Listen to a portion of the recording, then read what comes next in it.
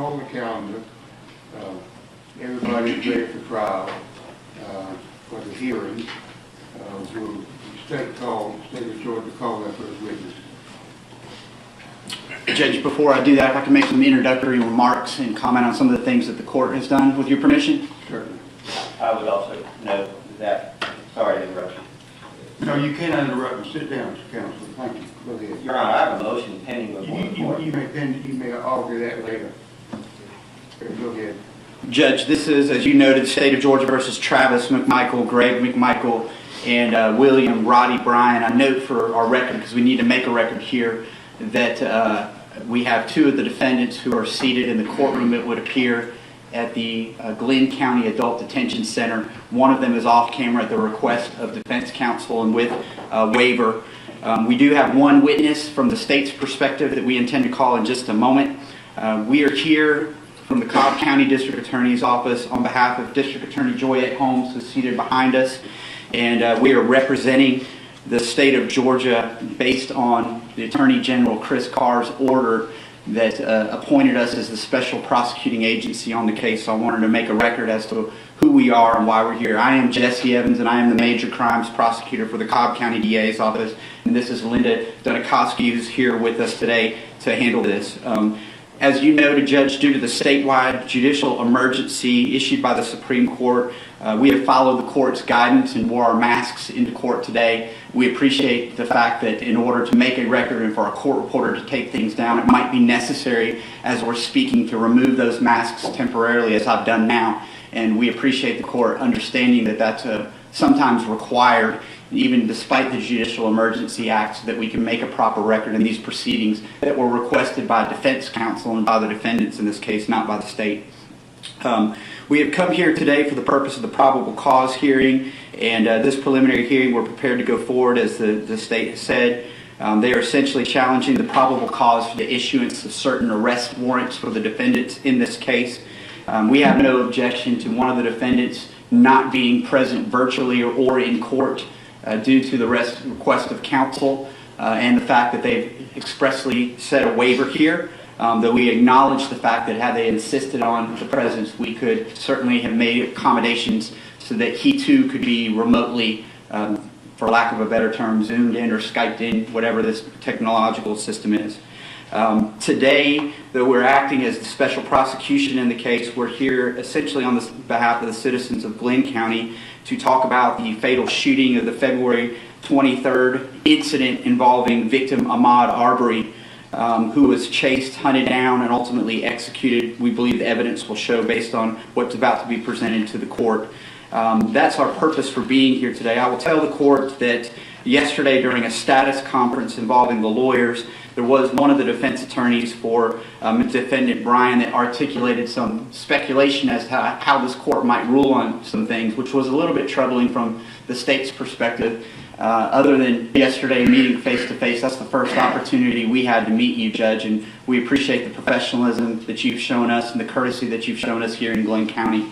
But I did want to at least state for the record, since the record was silent yesterday, that we were concerned about that articulation. We don't know what the basis for that would be, but we're certainly ready to go forward at this point. We believe this court to be a reasonable court by all of our dealings with you to date, and we're prepared to call our witness and defend our probable cause for the issuance of these arrest warrants here. But I wanted to make those prefatory remarks and also articulate for the public that may be watching why it is that there might be times that we do not have our masks on, and it is important in these criminal matters that we make records and that we have court reporters take those things down, and sometimes it's easier to do that when the masks are temporarily removed. So I didn't want to be silent on that point in the face of the national and worldwide crisis that we're dealing with this pandemic.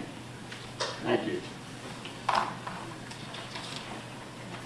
With that, Judge, absent any other remarks from any other counsel at this point, we call Richard Dial from the Georgia Bureau of Investigations to the witness stand.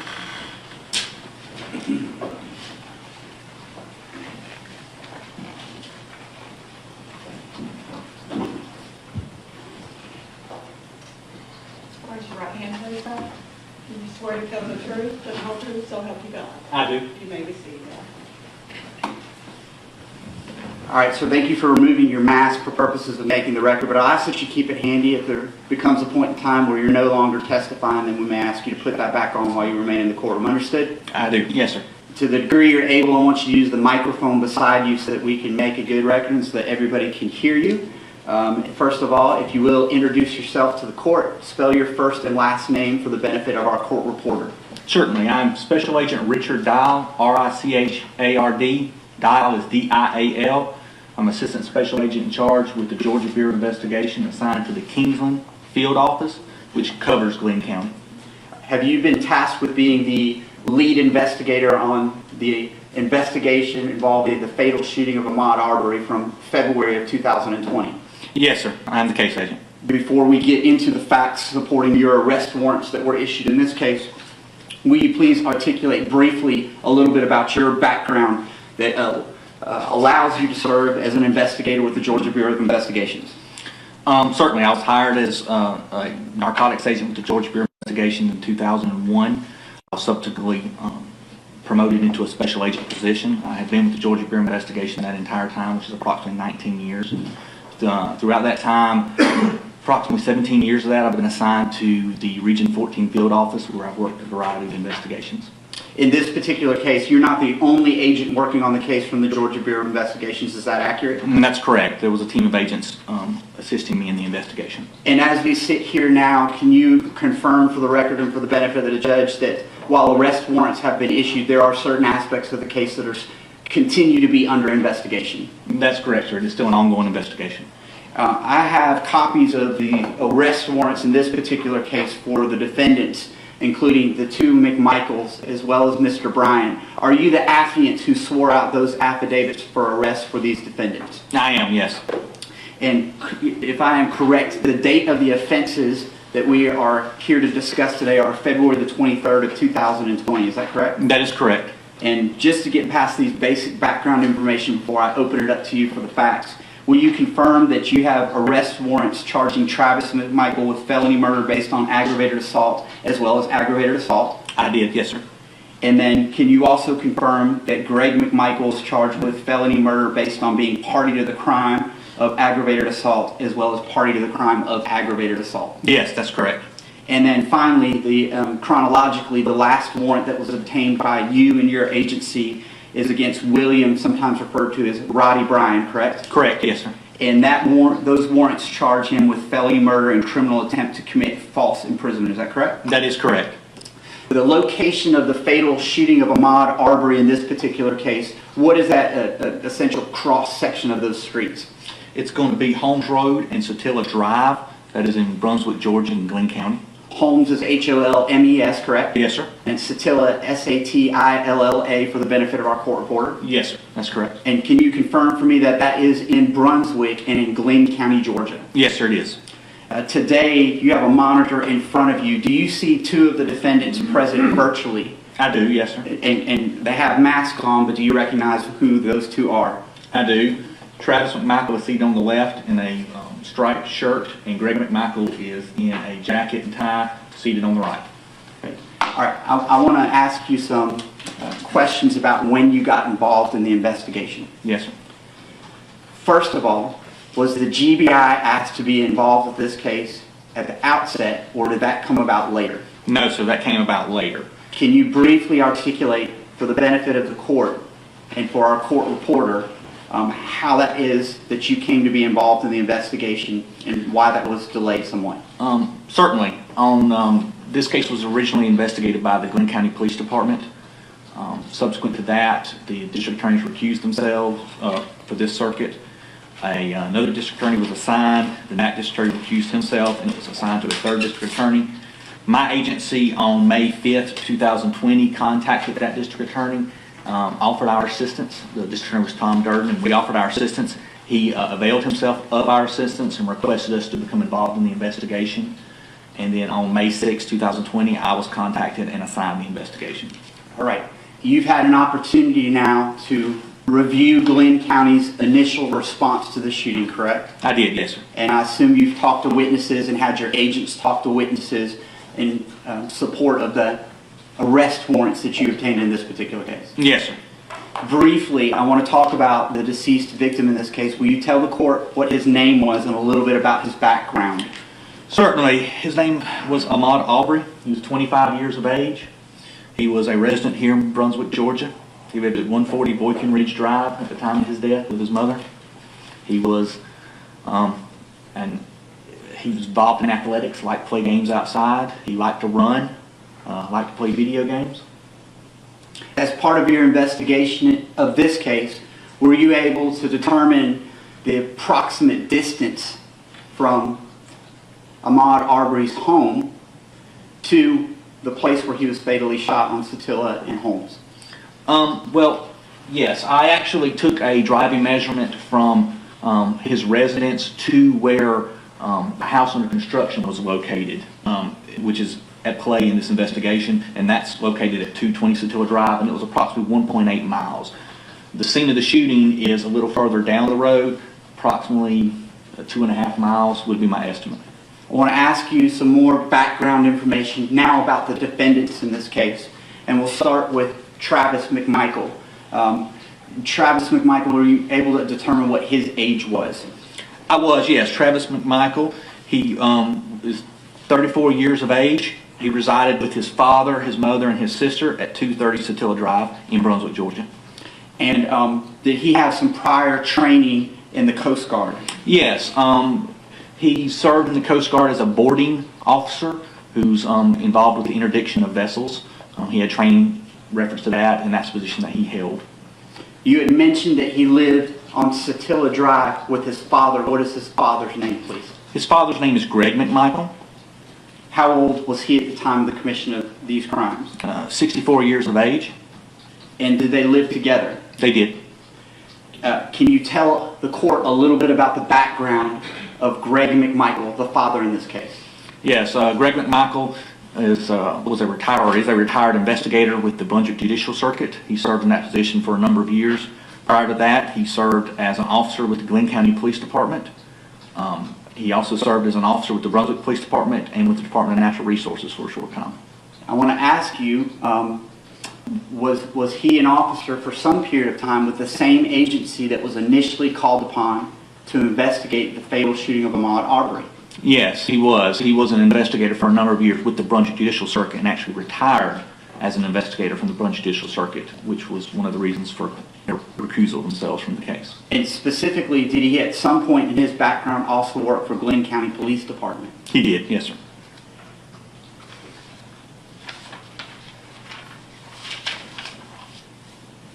I want to turn our attention now to the third defendant, William Roddy Bryan, and ask a little bit about his background. Can you articulate for the court where he lived and a little bit about his age and his background? Certainly. William Bryan, he resided at 307 Burford Road, which is in the same housing area, the same neighborhood as Satilla Drive. He's 50 years of age. He was employed as a small engine mechanic at the time of this incident. Before I turn our attention to the actual date of the crimes in your arrest warrant, I want to talk about the Satilla Shores neighborhood. Are you familiar with it? I am, yes, sir. And you had already mentioned on your direct examination previously reference to a home that was under construction. Can you please explain to the court the significance of that home and where it was located? Yes, that residence is at 220 Satilla Drive. It belonged to a gentleman by the name of Larry English. It was a home under construction. I believe Greg McMichael in one of the interviews refers to it as a shell of a house. He was in the process of constructing his home. As you go into Satilla Shores neighborhood, you go down a short way and it's on the right. It's as you come in. This home is important in this investigation because the deceased victim in this investigation, Ahmaud Arbery, had been seen inside that home on security camera footage prior to the shooting incident. And on the day of the shooting incident, the neighbor had seen him inside of the home that's under construction and had called 911 prior to the rest of the events taking place. Focusing now on that home, you said that the home was under construction. Was it secured or unsecured at the time of the shooting? Unsecured. And when I say unsecured, describe for the court its state. The upper walls of the house and the windows were in the house. There are no interior walls, it's studs. We did have this from the security camera footage that shows the interior of the residence.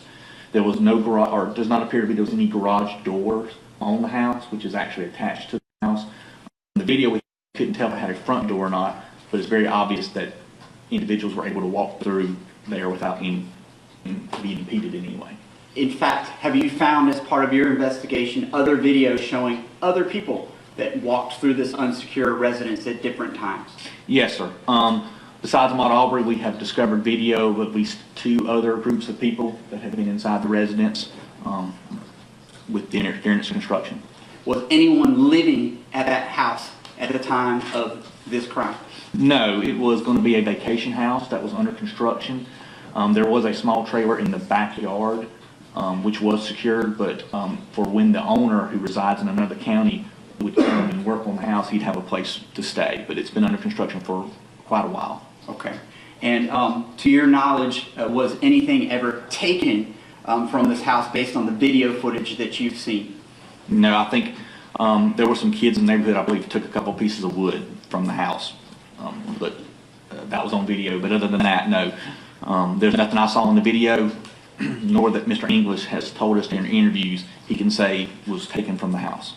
And has the owner been interviewed by the Georgia Bureau of Investigation? Yes, he's been interviewed at least 2 separate times by 2 different agents in reference to this case. You had mentioned that Mr. Arbery was an avid runner. Is that accurate? It is.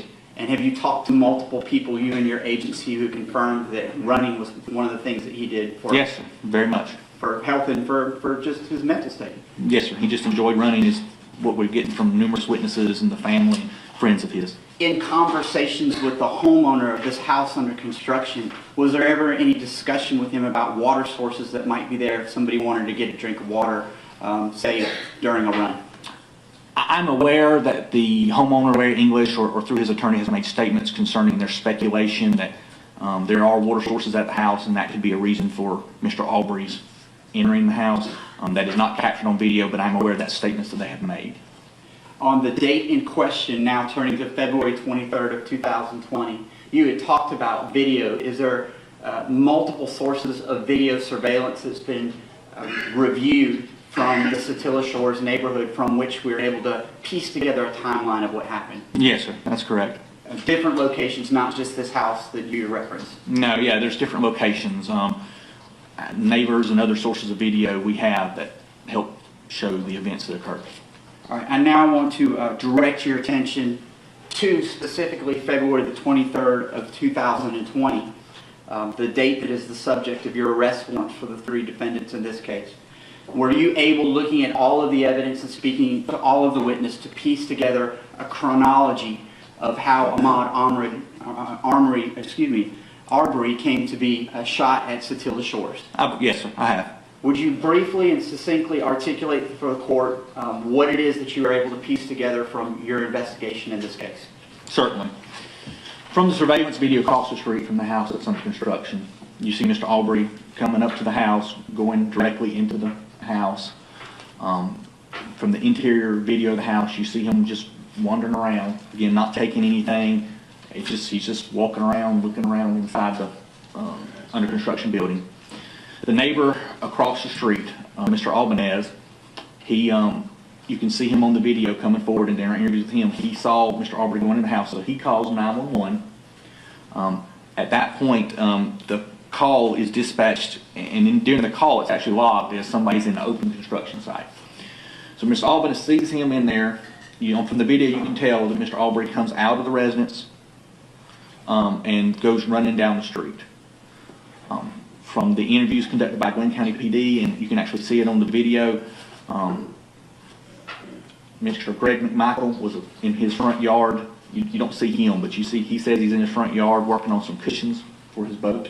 When he sees Mr. Arbery running down the street, during his interview with Glenn County PD, he doesn't say, he says that he didn't know if Arbery was chasing somebody or somebody was chasing him, but he recognized Arbery from previous video he had seen from February 11th as somebody that was inside this house that's under construction. I want to talk about that previous video since you broached that topic. Did Satilla Shores have a Facebook page during which residents were talking about that property and other things? Yes, they did. Did you find any discussions about the fact that somebody may have been in that residence previous to this? Yes, there was some discussion about it on the Facebook page as well as on the February 11th report that was filed by the officer who responded to the person in there. He makes note that the person's information was on that Facebook page. And now getting back to the chronology of February the 23rd of 2020, articulate for the court what your investigation revealed in terms of Mr. Arbery running past the McMichaels household. Okay. Mr. Arbery proceeds past the household. He's running down Satilla Drive south. Greg McMichael goes inside, according to his statement and Travis McMichael's statement, tells Travis McMichael that the guy's running down the road. They both grab their weapons. Greg McMichael arms himself with a Smith & Wesson 686 .357 Magnum revolver. Travis McMichael arms himself with a Remington 870 pump 12-gauge shotgun. They then enter Travis McMichael's truck. Travis McMichael is driving. Greg McMichael is in the passenger seat. This is according to both their statements. Then on the video, you see them come out of the driveway and turn in the direction that Ahmaud Arbery was running. I want to pause there at this point. You had mentioned a previous 911 call involving the residence that was under construction, correct? Yes. Were either of the McMichaels the 911 caller for that initial call about the structure? No. The person that called was Matt Albanese. Neither Travis or Greg McMichael has called 911 at that point. And that's what I want to be clear on. So my follow-up question to you is, when the defendants, the McMichaels, armed themselves with this revolver and shotgun, did they make a 911 call before going after Mr. Arbery? No, sir, they did not. So there's no 911 call initially by them as they gave chase? That's correct. Can you describe the vehicle that the McMichaels were in? Yes, they were in a white Ford F-150 2019 model that belonged to Travis McMichael. Per statements of the defendants and video that you reviewed, can you articulate for the court whether there was any time in which the McMichaels were able to catch up to the deceased victim in this case? Yes, according to both their statements, and we have video of them, they caught up with Ahmaud Arbery as he was running. He actually runs down Satilla Drive. Satilla Drive takes a turn, but if you continue straight, it turns into Burford, which is the street where Mr. Bryan resides. They catch up to him. According to Travis and Greg McMichaels, they're giving commands to Ahmaud Arbery to stop. This is captured when this is going on. Mr. Bryan is outside of his residence, and he has a surveillance video camera that captures this shooting down his driveway. So you see Travis McMichael's truck and Ahmaud Arbery in his driveway, and according to Mr. Bryan's statement as well, he sees them trying to pursue Ahmaud Arbery. In the video, you actually see Ahmaud Arbery trying to get away. He's running backwards. The truck will move backwards, and he's moving forward. He's trying to escape at that point in the video. According to Mr. Bryan's statement, he does not know Travis McMichael. He has met Greg McMichael, but he didn't recognize Greg McMichael at that time because Greg McMichael was in the passenger seat of the truck. But he recognized the truck as a truck that's in the neighborhood. So then he yells, "Do you got him?" When you say he yells, "Do you got him?" who are you referring to? Bryan is yelling to the person in the truck who he doesn't know. He doesn't get a response. Mr. Bryan, his statement, then goes into his residence, gets the keys to his truck, comes out and cranks up his truck with the intention of assisting in the pursuit. So at that point, Roddy Bryan makes the decision to enter his residence, correct? Yes. Get his keys? Yes. And then what kind of vehicle does he get in to join the pursuit of Mr. Arbery, the deceased victim? He is in a 2018 Chevy Silverado gray in color. At this point in time, based on our best evidence, has any 911 call been placed by either the McMichaels or the Bryan? No, none have. Can you describe as best you're able, I know it's a convoluted situation, we're going to get to a map in a second, but describe for the purpose of a record the best you're able, the sequence of events thereafter as these two pickup trucks at Satilla Shores are chasing Mr. Arbery. Yes. Mr. Arbery continued heading down Burford Road away from Satilla Drive. Travis McMichael and Greg McMichael are following him. Again, Mr. Bryan is then getting his keys and getting his vehicle cranked. At one point, Mr. Arbery turns and goes back the way he was running in an attempt to avoid the McMichaels. Greg McMichael, who had been riding in the passenger seat of Travis Michael's truck, he's actually sitting on a child's car seat at this point. He exits the vehicle with the intention of confronting Mr. Arbery. Mr. Arbery is running back down the road at this point.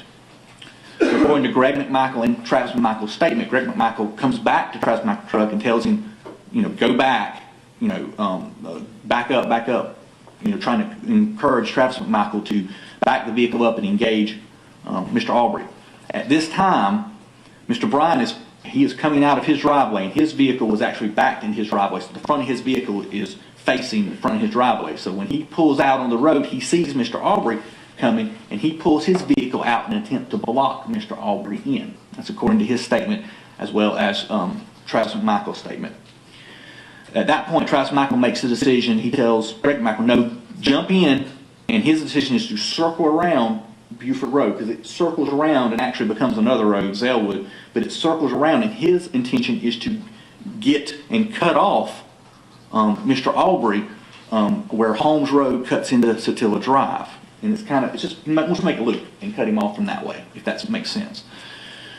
So Greg McMichael hops into the back bed of the truck because of the car seat situation, and they then go and start circling around the block pretty much to cut him off. At this time, like I said, Mr. Bryan has pulled his vehicle, blocking the road, trying to block Mr. Arbery, and Mr. Arbery goes around his bumper, his truck. According to Mr. Bryan's statement, he then pulls down the road and makes several more attempts to try to block in Ahmaud Arbery, trying to detain him. I want to ask you a couple questions before we leave this point. Yes, At this point, have the two trucks separated from each other? Yes, sir, they have. And you had mentioned Mr. Bryan's statement to you all. Did he talk about his attempts to sort of run Mr. Arbery off the road or push him off the road using his vehicle? Yes, he made several statements about trying to block him in and using his vehicle to try to stop him. His statement was that Mr. Arbery kept jumping out of the way and moving around the bumper and actually running down into the ditch in an attempt to avoid his truck. At various points during this chronology that you're articulating for the court and our record, based on the evidence you've seen, including some video footage, were you able to determine that using these two pickup trucks during the whole event, Mr. Arbery's path of travel was essentially redirected by the actions of the defendants? Yes, sir, very much. Mr. Bryan, so Mr. Arbery gets, if I can explain, Sure. that's okay. Mr. Arbery goes around Mr. Bryan's truck as he's pulling out. At this point, Mr. Arbery is heading back the way he's come, which would lead him out of the Satilla Shores neighborhood.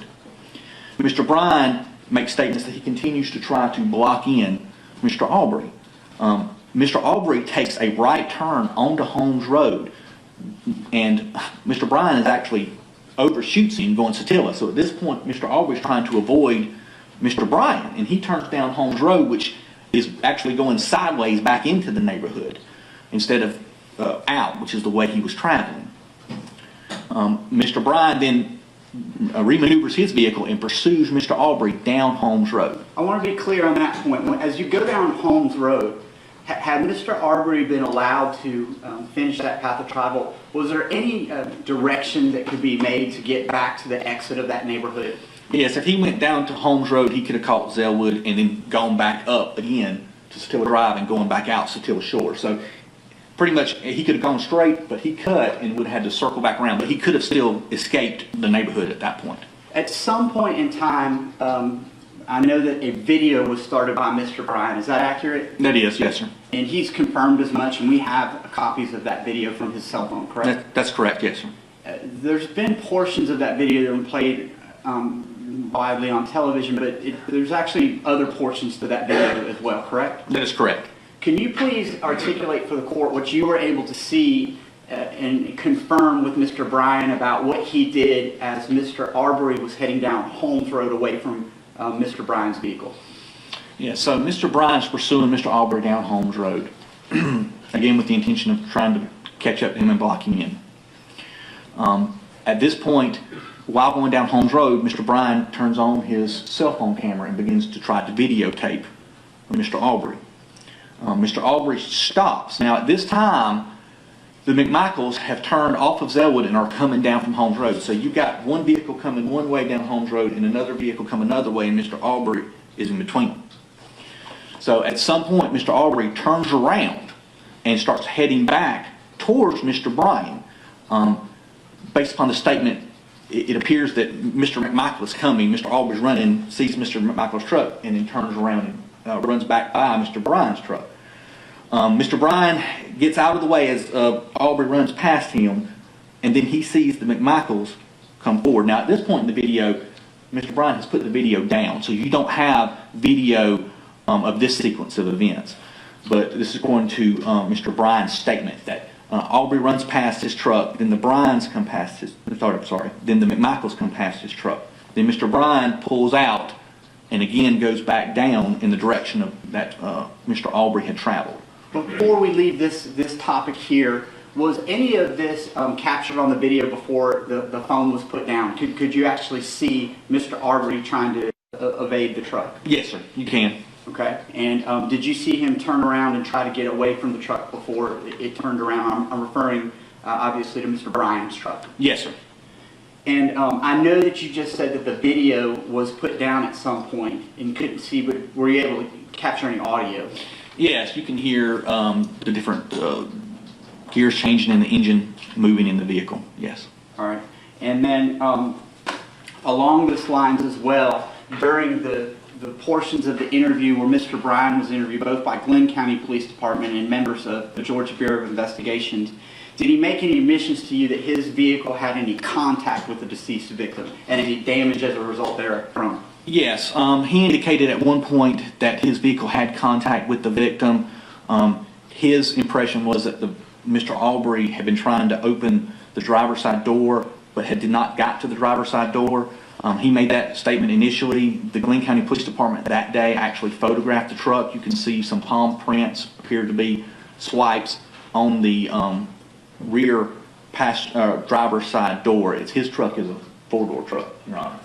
So there's some swipe marks and palm prints there. There's also white cotton fibers along the truck bed where the bed liner lips over the bed of the truck. There's a little bit of plastic of that bed liner. There is white cotton fibers along it, which Mr. Arbery, during this pursuit and incident, was wearing a white cotton shirt. There was also a dent directly below those white cotton fibers, and that dent we attributed to contact with Mr. Arbery because of its location. And did Mr. Bryan confirm during his interviews that the dent was actually as a result of the vehicle making contact with him? I believe that was his surmise, okay, but I'm not 100% sure on that. Turning now to the situation we have involving the two pickup trucks.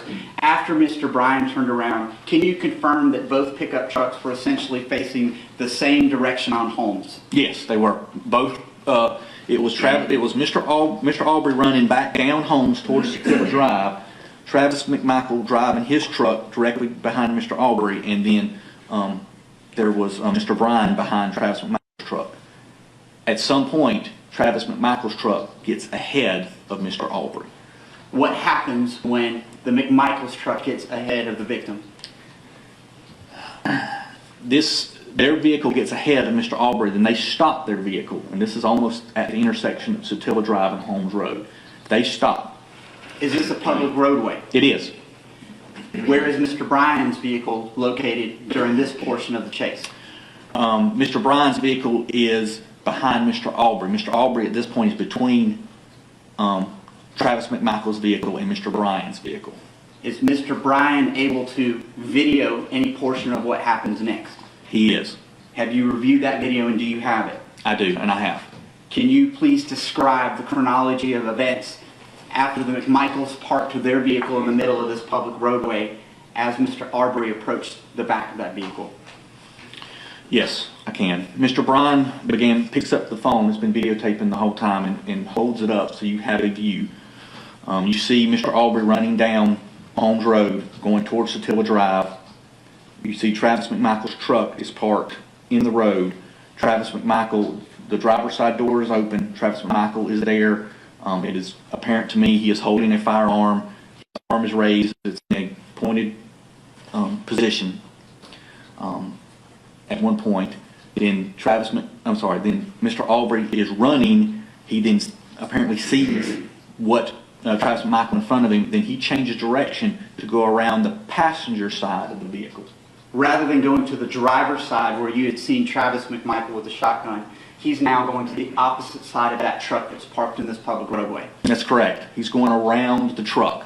What happened after that? Travis McMichael then moved from the driver's side, where he's actually standing. When you open the driver's side door, the door is at his back initially in the video, and he's got the shotgun. He then positions himself around the driver's side door towards the front of the truck.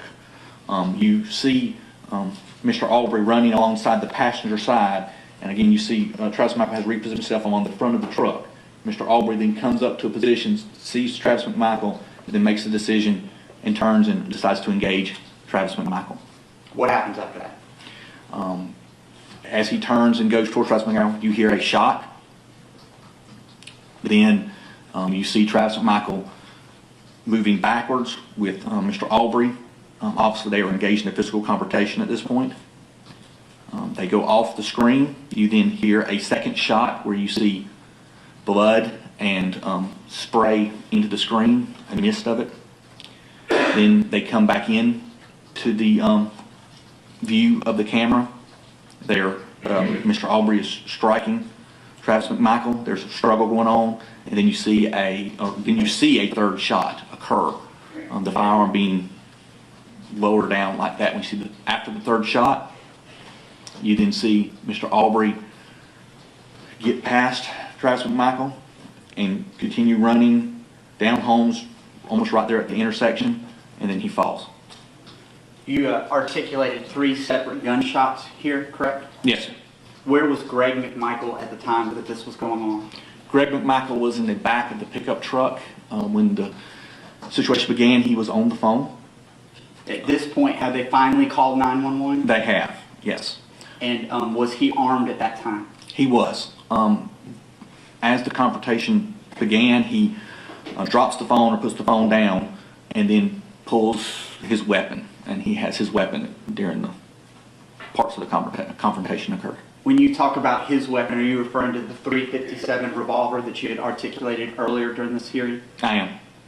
And of note, can you tell the court and make a record about any significance about that weapon, as even mentioned by Greg McMichael in terms of where he got it? Yes, that was the same .686 Smith & Wesson .357 Magnum revolver that he carried when he was an officer with the Glenn County Police Department, and it's stamped Glenn County GCPD. Did he articulate that he was a former law enforcement officer to Glenn County police officers when they arrived, and is that captured on body cam video? It is. He said it several times. And did he mention also several times that that was a gun that had been issued by Glenn County Police Department? He did. You mentioned 3 gunshot wounds in this particular case. Can you articulate for the court and the benefit of our record where those gunshot wounds were to Mr. Arbery's body? I can. Mr. Arbery suffered a gunshot wound to the center of the chest. He also suffered a gunshot wound to the upper left chest around the armpit area here. Again, though, from the front to the back. He then suffered a shotgun wound to his right wrist.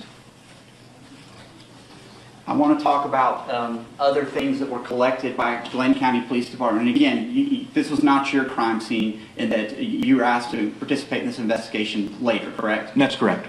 You're aware, though, that certain items of evidence of significance were collected in this case by Glenn County Police Department? I am, yes, sir. How about the firearm? Yes. Well, Travis McMichael's firearm was collected by the Glenn County Police Department. And how many spent shell casings do we have from that shotgun? 3. 2 of them were expelled, is that accurate? That is correct. What about the third one? Where did that remain? It was still within the chamber of the weapon. And give a description briefly for the benefit of the court and the record about what type of firearm that was used to shoot Mr. Arbery.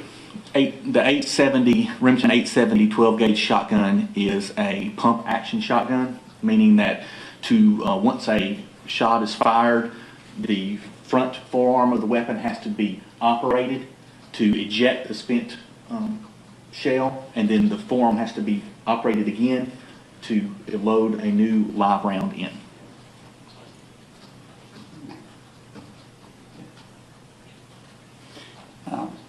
During Travis McMichael's interview with police, did he make any admissions about firing the fatal gunshots in this particular case? He did. He admitted firing the weapon 3 times.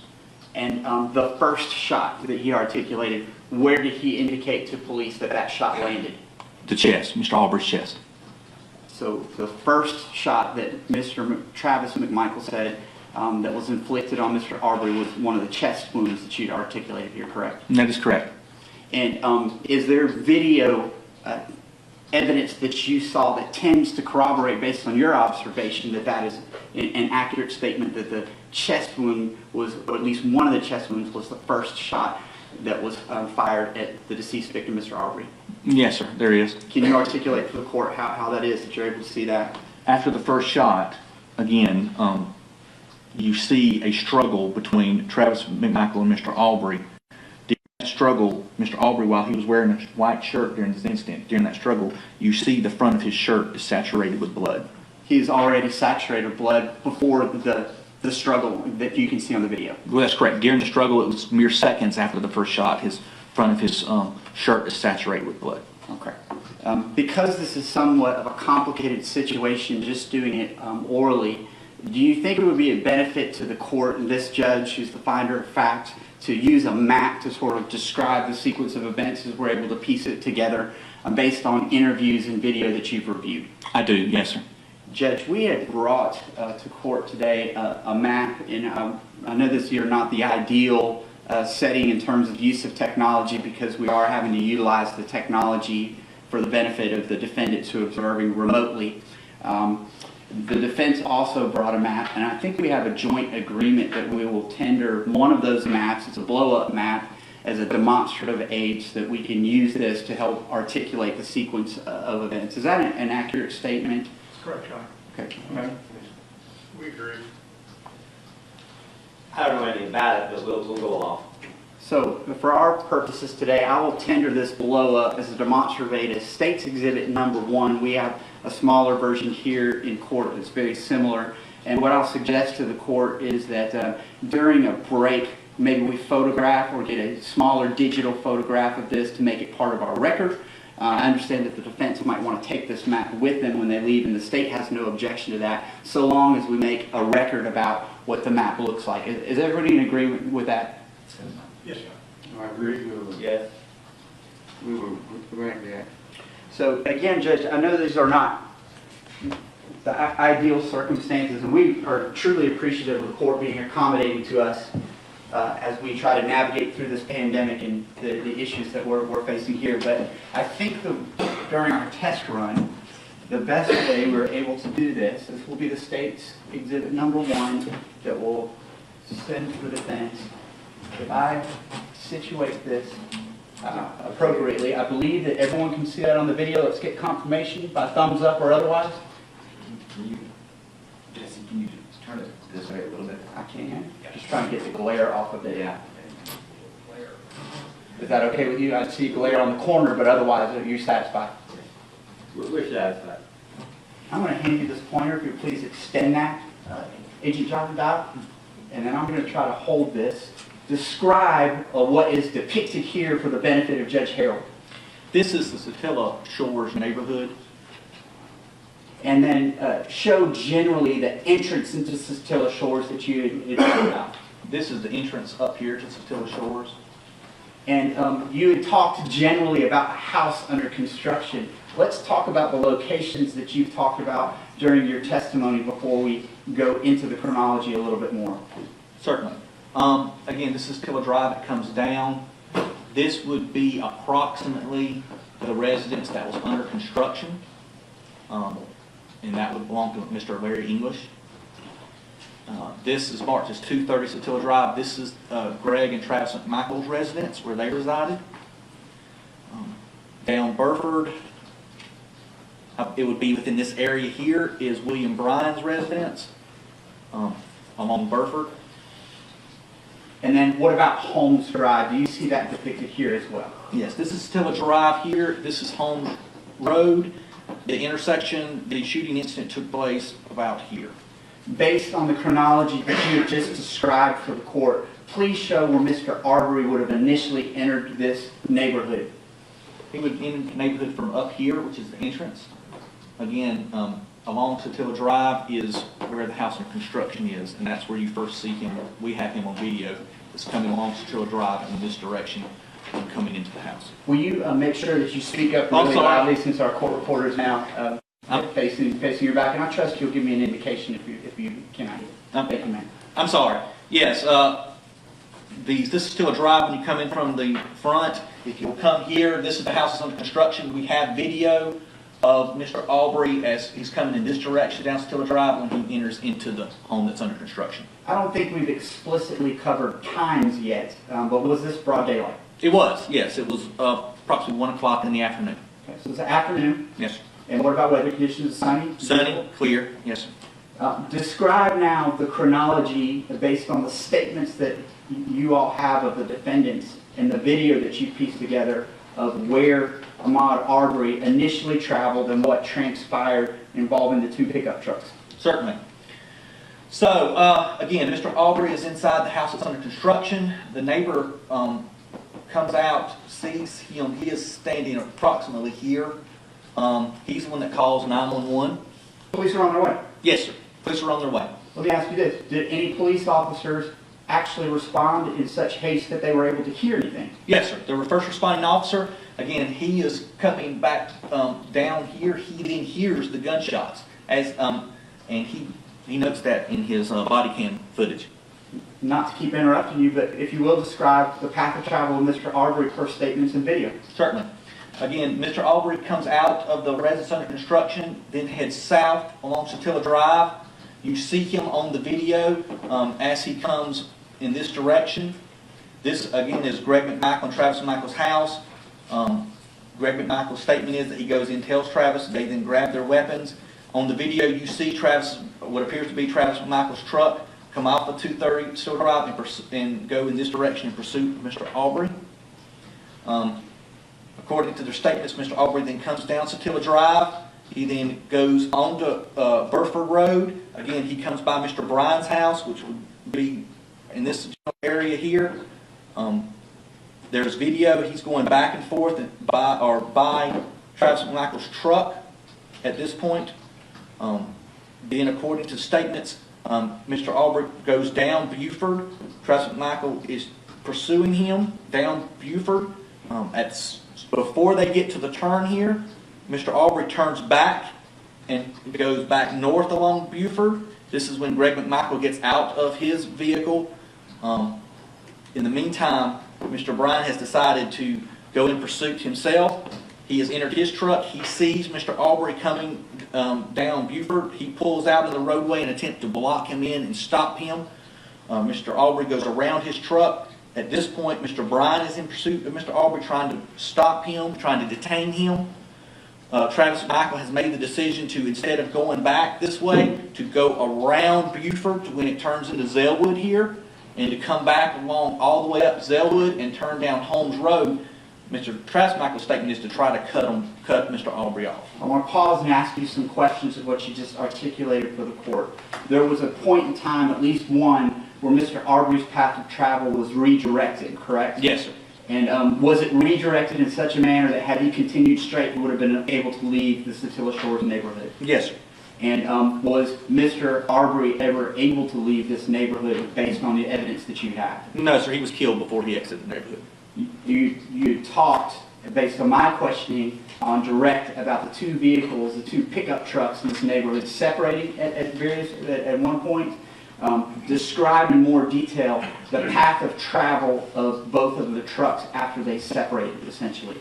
Certainly. Mr. Bryan, again, is headed generally north on Buford back towards Tilla Drive in pursuit of Mr. Arbery. Because that's the direction Mr. Arbery is going at this point, is back towards Tilla Drive, which is the way he has come into the neighborhood, and he's going back the way he came. Of course, Travis McMichael, as I said, he is at this point on Buford Instead of going back in pursuit, he decides to loop around, according to his statement, and try to cut off Mr. Arbery by going down Holmes Road. Was Mr. Arbery redirected by Mr. Bryan's vehicle such that he could not make it straight out of the exit of this particular neighborhood? That's correct. Again, Mr. Bryan has stated that he tried to stop and detain Mr. Arbery several times. At one point, actually, Mr. Bryan goes on to Satilla Drive. Mr. Arbery, being pursued by Mr. Bryan, turns down Holmes Road quickly to the point where Mr. Bryan has to turn around and then go down Holmes Road. So he's pursuing, Mr. Arbery's going down Holmes Road towards Zellwood. Mr. Bryan is coming behind Mr. Arbery on Holmes Road towards Zellwood, while Travis McMichael is turning off of Zellwood onto Holmes Road, coming back towards Mr. Arbery. Is this the point that you had just articulated for the court earlier this morning, that the two vehicles are essentially facing each other, almost pinning Ahmaud Arbery in between the two? Yes. That's correct, yes. And describe, if you will, what happened next based on the video and the statements that you have that were obtained as part of this investigation. Yes. On Holmes Road, according to the video and the statements, Mr. Arbery turns and goes back towards Mr. Bryan. We do not know from the investigation at this point whether he saw Mr. McMichael's truck at this point, but that's a reasonable conclusion at this point. But he turns around, goes back towards Mr. Bryan, goes around Mr. Bryan's truck. Mr. Bryan then pulls off the road because Mr. Travis McMichael's truck is coming back towards Mr. Arbery. And Mr. Bryan then, after Travis McMichael's truck passes, gets back onto Holmes Road and proceeds back towards the intersection of Holmes Road and Satilla Drive in pursuit of Mr. Arbery and Travis McMichael's truck. Is this the point in time where both the vehicles are essentially facing the same direction? It is, yes. And this roadway, obviously we're just looking at a map here. You've been to it, correct? Yes, sir. Is it a wide roadway or is it fairly narrow? It's fairly narrow, yes, sir. Why don't you describe, first of all, had Mr. Arbery been able to make it to the intersection here of Holmes and I guess that's Satilla, had he made a right there, had he been able to make a right, where would he have been able to go? He would have gone up Satilla Drive and out of the neighborhood. And what's across from this neighborhood that you've given some testimony about before? There's Highway 17 is here, and across Highway 17 is the entrance into Mr. Arbery's neighborhood. It goes back into where he lives. His neighborhood's right across the highway. Yes, sir. All right, now, we pick up here with some of the video that you've observed that Mr. Bryan took, correct? Yes, sir. Describe where generally the sequence of events occurred in terms of the fatal shooting of Mr. Arbery on Holmes Drive. So, Travis McMichael at some point has gotten in front of Mr. Arbery. He actually stops right about here near the intersection of Holmes Road and Satilla Drive. That's where he stops his vehicle. It is facing towards the intersection of Satilla Drive with the rear of the vehicle facing back down Holmes Road. Mr. Bryan, from the video, is coming down Holmes Road. Mr. Arbery is between the two trucks. He's trapped in between the two? Yes, sir. Okay. Mr. Bryan, then you see there's a slight curve in the vehicle, which would be approximately this curve here. Mr. Arbery is coming towards Mr. McMichael's truck. Mr. McMichael is outside of the driver's side of the truck, armed with a shotgun at this point. Mr. Arbery then comes, sees Mr. McMichael, changes and goes around the passenger side of the vehicle, not towards Travis McMichael, but around it. And then Travis McMichael changes his position to the front of the vehicle, and at that point is when Mr. Arbery sees Travis McMichael change position at the front of the vehicle and then engages Mr. McMichael. That's where the shooting took place? Yeah, the first shot, yes, sir. After the first shot, then, because Travis McMichael doesn't back up during the first shot. After the first shot, there's physical confrontation. You see Travis McMichael backing up. There is a physical altercation at this point. You see that you hear the second shot is off camera as well, but you do see the blood mist come into the camera screen. And then you see them both Travis McMichael and Mr. Arbery are fighting. They come back into the view of the screen. Then you see the third shot. This is all, the altercation you talk about is all after that first shot to the chest that Travis McMichael made an admission about. Yes, sir. That's correct. And for the benefit of our record, I thought I heard this, and I know it's a minor error, but I want to make sure we're making a record. I think you said curve or bend in the vehicle. You meant bend in the road. Road. I meant the road. Yes, sir. Yes, I apologize. I just wanted to make sure that we're accurate on, Yes, on that point. All right. Thank you, sir. I'm going to set this here, and I'm going to let you hold that in case there's any cross that you might need it for.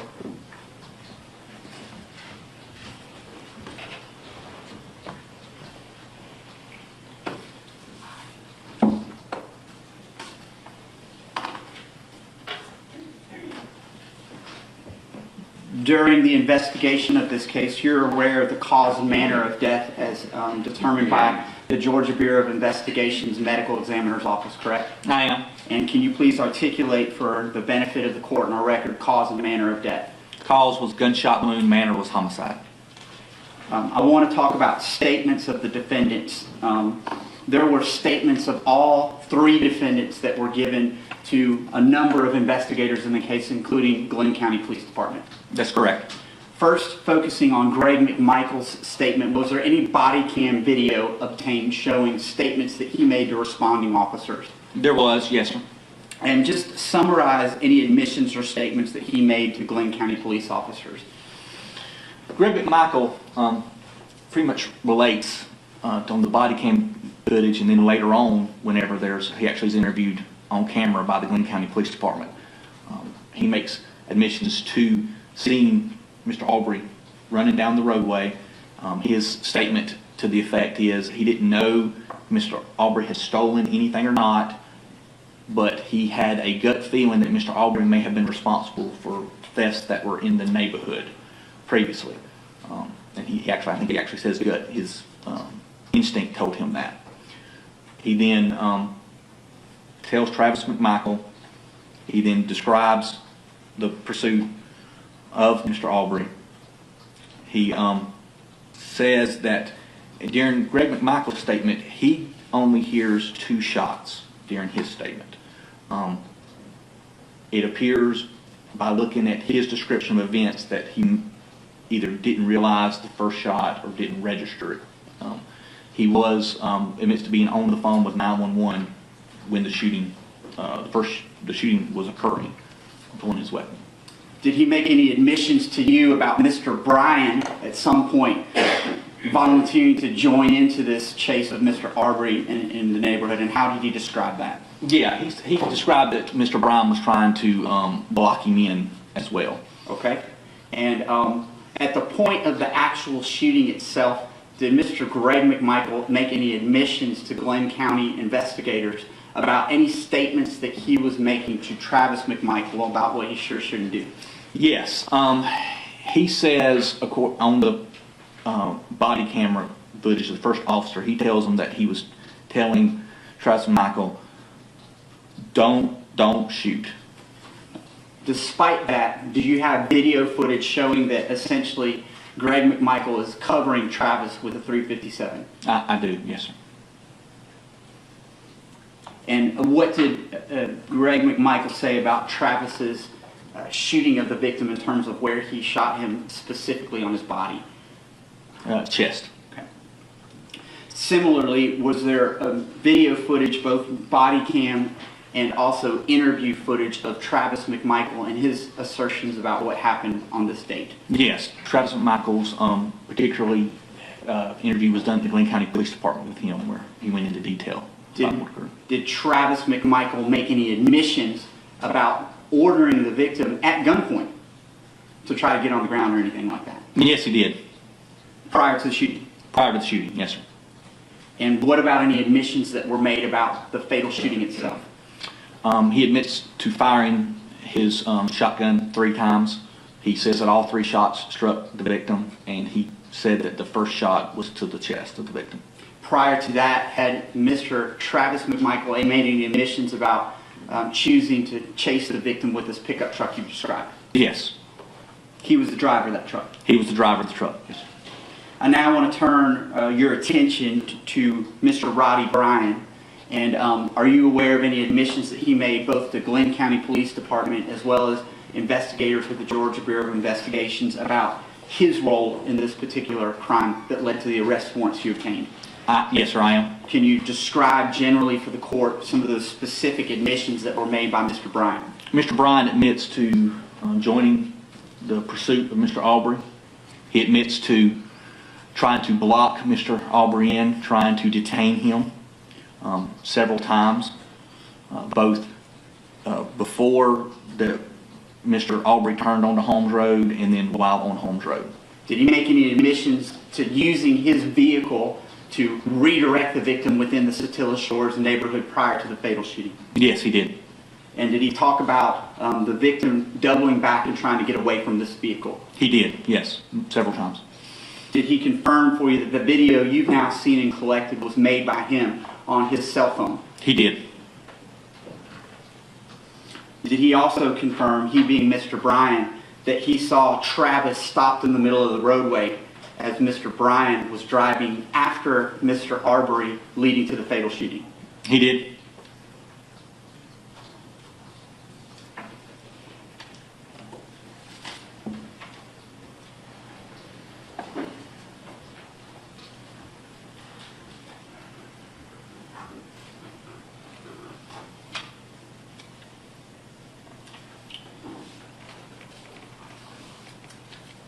For purposes of our record, we've had the benefit of this witness being able to identify the McMichaels because they're seen on video, but because defendant has waived his presence for Mr. Bryan, we're not able to do an in-court identification. And are you stipulating to identification? Okay.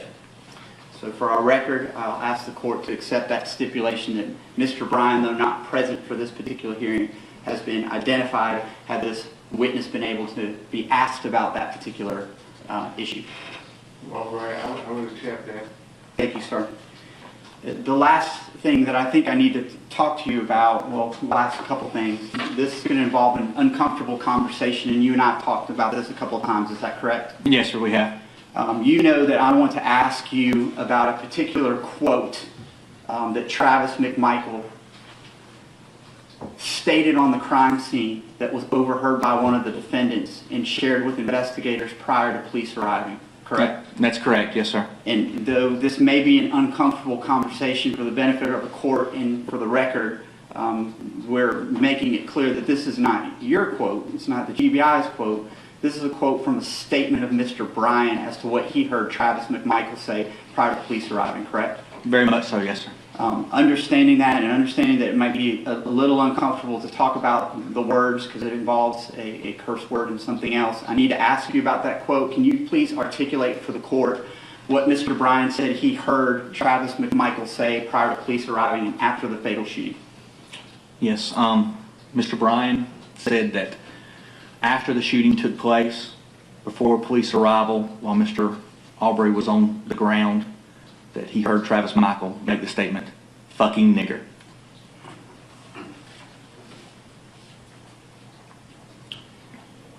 Since becoming involved in this investigation, you've acquired a number of other videos that have been reviewed, is that right? Yes, sir, that's correct. And I want to ask you, because we're talking about principles involving party of the crime and things like that, have you also had an opportunity, you and your agency, to review any jail recordings? We have, yes, sir. So I want to ask a couple of things regarding the jail recordings and also about conversations between the defendants prior to the arrest. Was there a delay before you were involved in the case and able to secure the arrest warrants that are the subject of this preliminary hearing? There was, yes, sir. Have you had an opportunity to review whether there's any evidence that the defendants communicated with each other after the fatal shooting but prior to the arrest warrants in this case? Yes, sir, I have. And tell the court what you found about that, since we're talking about party to the crime and conspiracy culpability in just a few minutes. Yes, we have uncovered evidence through statements that Greg McMichael had conversation with Mr. Bryan concerning the video and the incident. Okay. And specifically, have you acquired a jail call where any of the McMichaels refer to Mr. Bryan in a favorable way? I have. During a jail call that my agency obtained and reviewed, Greg McMichael was on the phone with a caller. The caller asked him about Mr. Bryan. At first, Mr. McMichael says he can't talk about it, and then he says that Mr. Bryan is an ally. He uses the term ally referencing his co-defendant, Mr. Bryan. He does. This is after the McMichael's arrest, but prior to Mr. Bryan's arrest? That's correct. Just a moment, sir. I think that's all I have at this time, Judge. All right. Have the defendants made any decision about the order of cross-examination? Yes, Your Honor. Would you, I will begin all on right, behalf of Travis. you proceed to cross-examine? Judge, if we could take a brief recess, I do need to speak with All my right. client, and I'll give you the time that I'm We'll talking. take a 15-minute break then. Thank you, Judge.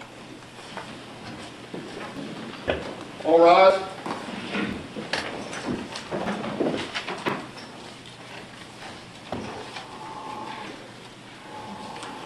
Meeting, ladies.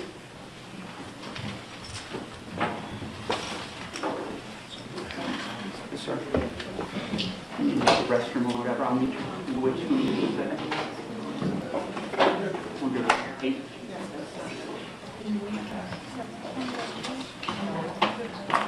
Yes, sir.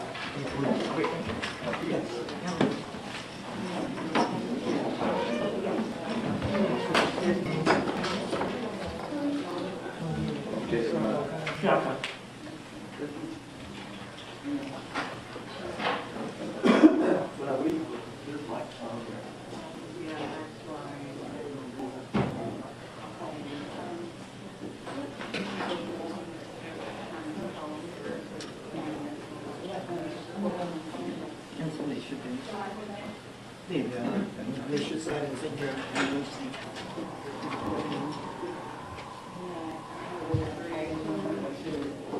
Julio, I'm gonna take your.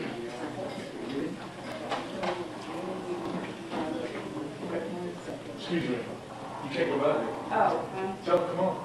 you're not supposed to, we're supposed to know that. If we give them a private room so they can use the phone, call their client because the microphone. They give you access to their law office? Sure. Yeah, we could use their time for your cell phone. I think there's a phone in the law. It should be. Yeah, did you give them? I gave them the number. Yeah. Okay. It's like, it's like 7. No, it's fine. It's just fine. Yeah, yeah. I got it. I need to go to the job.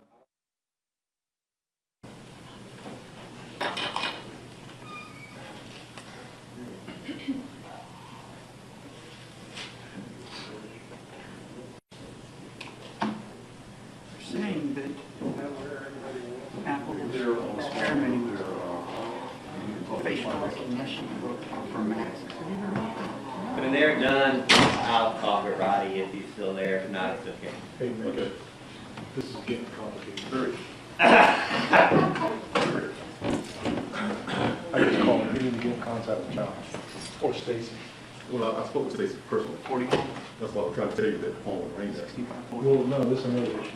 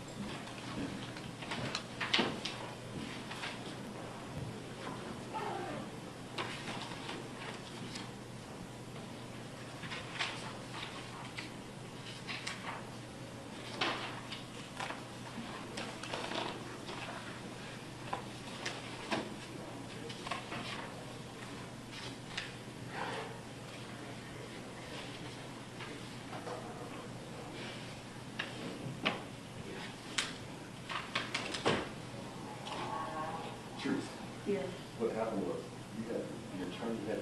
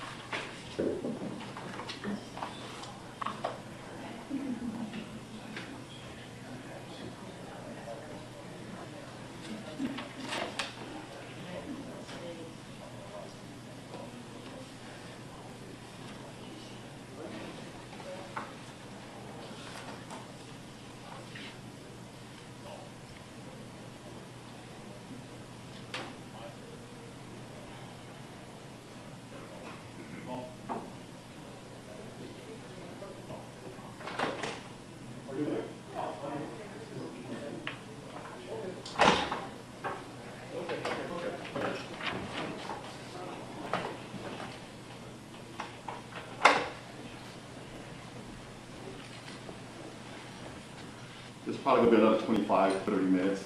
The judge is gonna allow everyone to speak with their client, and 25, 30 minutes before I'm looking at. Thank you so much.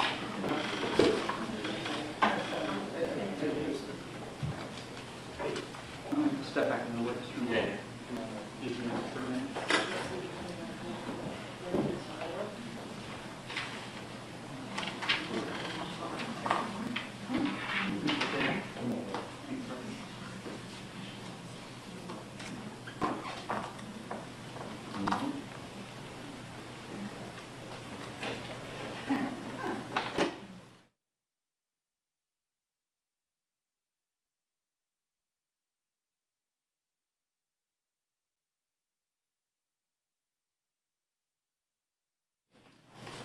Yes, sir.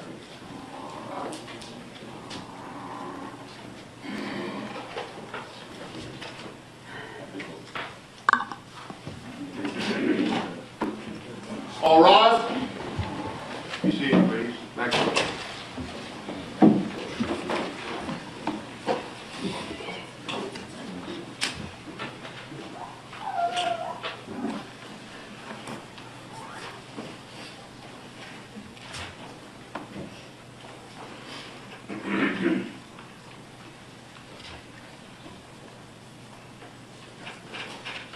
What we have?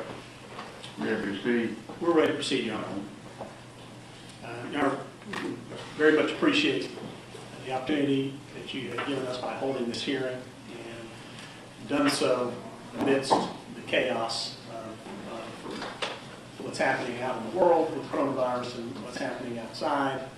We obviously respect both of the families in this ordeal and this tragedy, and our hearts go out to the Arbery's. We will proceed this morning with our cross-examination of Special Agent Dial. Special Agent, I'm Jason Sheffield. We've had the occasion to talk on the phone a couple of times. Yes, sir. Assisting you in getting you cell phones and Mr. McMichael's truck, is that correct? That is, sir. Yes, sir. Beyond that, we haven't really talked much about the case. That's correct, sir. We appreciate you being here today. Okay. Thank you. One of the things that we asked you to do when you came to court today was to bring your case file. That term, case file, is that a term that you recognize? It is, yes, sir. Okay. Did you bring your case file with you today? What I brought today was the written documentation for our case file, our case report, I guess you would say. The attachments to my case file are over 40 gigabytes of data at this point, and it's stored on a server in Atlanta, and the time required to download it remotely is rather long, so I was not able to obtain the attachments. But the case file which is our case reports, I was able to obtain, but many of those are incomplete, partially typed, unapproved. Again, this is an ongoing case, and the way our system works is you input the report, and then it has to be checked by the agent to make sure it's correct and this kind of thing. So, but the answer to your question is yes. Okay, good. And I appreciate that. And so what you're holding in your hand right there, that's not the case file. Those are just some notes. That's correct, sir. Okay. Yes, sir. And have you had a chance to review the case file prior to your testimony today so that you could be prepared to answer as many questions as you could? Yes, sir. I have reviewed some of the summaries that are part of the case file. Again, it's not complete. Actions have been taken and the reports have not been generated yet in reference to the case because of the time it's taken to conduct the investigation. Your testimony on direct has been very complete. You don't seem to have any issues remembering anything up to this point, so it seems like you've done a good job of reading the case file. Thank you, sir. Okay. And as the lead agent in the case, does that mean that all of the agents that are working the case with you report directly to you? Yes, sir. They conduct the interviews or investigative act and then report back to me at the results or salient details in reference to it. Okay. And you've had an opportunity, even though some of those reports aren't written yet, but to speak to those officers and those agents prior to your testimony today? Yes, sir, that's correct. Okay, great. You mentioned that your investigation is ongoing. What about your investigation is still ongoing? We are still conducting I've still have a few interviews to conduct. We are still waiting on the results from various search warrants for records to come back to us. What kind of records? Judge, at this point, I'm going to object to relevance. It seems outside the scope of the issue, which is very narrow, of what is the probable cause for the basis of these warrants. I will allow the question. Thank you, Judge. What kind of records? It would be telephone records, social media records. Those records, search warrants are out pending, as well as the digital analysis of cell phones and electronic items that were seized. Those are in the hands of technicians, but there is a delay in reviewing those records, I think, because of some legal concerns that have been raised involving privilege. Okay. What is it that you're looking for exactly, and how does it fit into your case?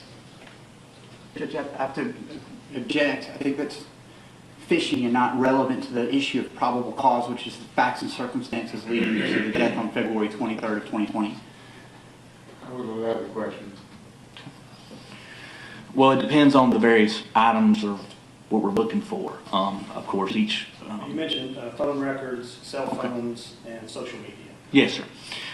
During this case, it came through interviews. We've established that communication was made in reference to the incident through social media. There is also... I'm sorry, I didn't understand your answer.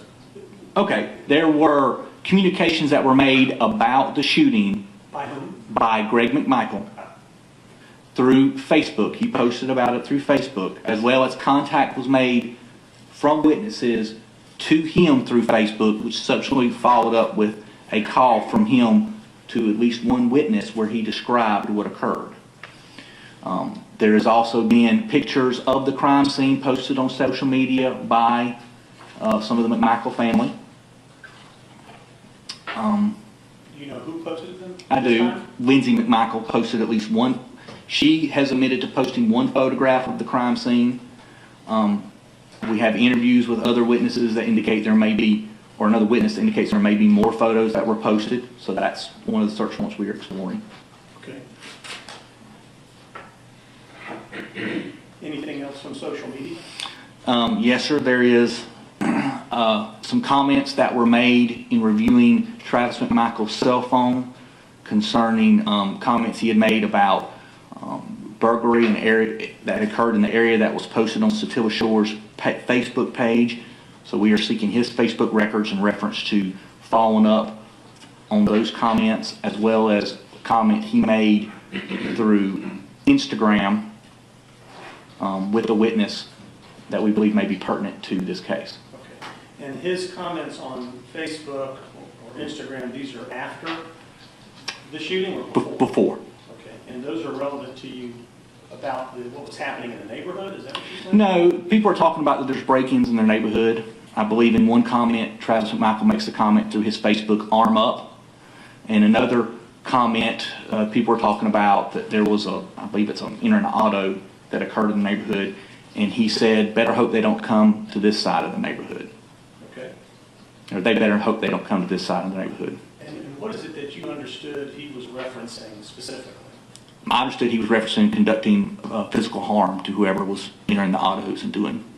Well, I'm also asking, I guess, what is it that he's referring to about break-ins in the neighborhood? Is there more specific details about that? Yes. Through our review of the record, it appears that there were 2 entering auto reports, which includes his vehicle, somebody on January 1st of 2020, during somebody, or he alleges that someone went into his unlocked truck and removed a firearm. There's also one other report in reference to an entering auto. I believe there's been reviewing the records from the Glenn County Police Department going back to July 1st. I believe there's one other allegation involving a theft, but in that report, the person is renting a room in a house and is alleging that the person in the house has stolen something from the room. And then there is one call in reference to a burglary, but there's no report attached to it. It appears that a burglary alarm went off, and that comes from a call report. But throughout the Satilla Shore's Facebook page, there's discussion of those events and his related comments are reference to those events. Okay. So the Satilla Shore's Facebook page, is it your understanding that, I'm not talking about Mr. McMichael, I'm talking about Travis, Okay. that he was aware of what was happening with break-ins and burglaries in Satilla Shores? Yes, sir, from that yes, sir. From the Facebook group? Yes, sir, and I believe there's also discussion amongst it. I know he was familiar with the February 11th, 2020 incident where he believed Mr. Arbery had went into the house under construction because he actually called 911 in that instance. Okay, all right. So what you're looking for then is any statements made by him through social media about his knowledge of these break-ins and burglaries and what he has to say about them? With the Facebook, yes, sir. And then the cell phone records, are you looking for calls between individuals, or are you looking for things that he may have done on his phone? Yes, sir, calls, really, the day in question, he allowed, his phone was present, his phone was used to call 911. It was downloaded with, by the Glenn County Police Department, but the time data for that 911 call was not captured during the phone download. So part of the cell phone request for records is hopefully to capture that communication as well as to show if there's any communication between parties. And I think you've also mentioned, I'm aware that you have sought Mr. McMichael's truck. Yes, sir. Okay. What is it that you're looking for with the truck? We actually, Assist you in your investigation? sure, we actually completed a search warrant on the truck. The belief was that his truck contained a computer module, which at that time I believed all modern vehicles did, but his turned out not to have a computer in the engine. But that can have data concerning devices that are connected to it, as well as various events that are recorded within those computer systems. His truck being present at the scene of the shooting, we were hoping to capture some of the data with that. Of course, the search warrant, once we got the truck and looked, there was no computer system in the truck. The search warrant also authorized us to photograph during the body camera footage from the day of the shooting. The toolbox of his truck is up, and there is a Confederate flag sticker displayed on the toolbox. So we sought a search warrant to document that as well. Going back to you coming onto the case, I think you were asked by the district attorney about how you got brought into the case. Yes, sir. It sounded like that you testified that you called to see if you could lend some assistance to the investigation. Is that correct? I did not, no, sir. I believe it was the director of my agency called. Okay, that'd be Mr. Dick Reynolds? I believe so, yes, sir, but I have not had a conversation with him about that. That's just my understanding. You know him to be the director? Oh, yes, I meant the call. You're not sure if he made the call, but it was your agency that reached out to ask if they could get involved. Yes, sir, that's my understanding. Do you know why your agency asked to get involved? I do not. That'd be a question for him, sir. Okay. Or whether they were asked by anybody in particular to get involved? I do not know that personally. No. Have you heard? Or what I have my understanding that the governor has made a statement to that effect in the news media that he directed the director, but that was relayed to me secondhand. I did not see that directly. Did you get any information about what the governor directed Mr. Reynolds to do? No, sir. In your getting into the case, did you consult with any attorneys as you were moving into the case around May 5th and May 6th? We, not at May 5th or May 6th, no, sir. On May 7th, we had a meeting with Tom Durden, which was the district attorney assigned to the case, where we laid out and discussed the legal aspects of the case with him. And was he your point of contact in terms of discussing what warrants you might take? Yes, sir. At that time, yes, sir. Okay. This was prior to the DA from Cobb County being involved, Ms. Holmes? That's correct, yes, sir. And so as you are stepping into the case, you said that you received information that you were going to get involved around May 5th. Is that correct? I got a call on the evening of May 5th by my SAC advising that the GBI had been requested in reference to the case. SAC Special Agent in Charge? Yes, sir. Yes, sir. I'm sorry. Yes, Special Agent in Charge. I then received a call from my inspector on the morning of the 6th, instructing me that I was the assigned case agent. Did you learn anything about the case from either of them? No, sir. Not, or what the directive may be?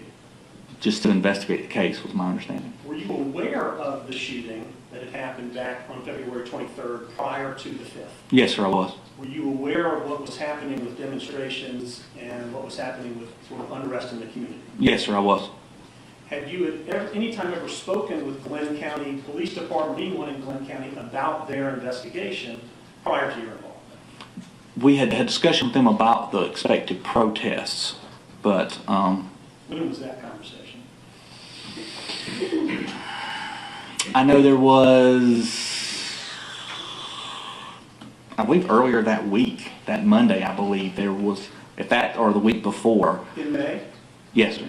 Yes, sir. There was information about a protest, and the Glenn County Police Department interim chief of police, Jay Wiggins, contacted all local and state law enforcement in the area to have a meeting in reference to possible resources they could provide in reference to any protests that could occur.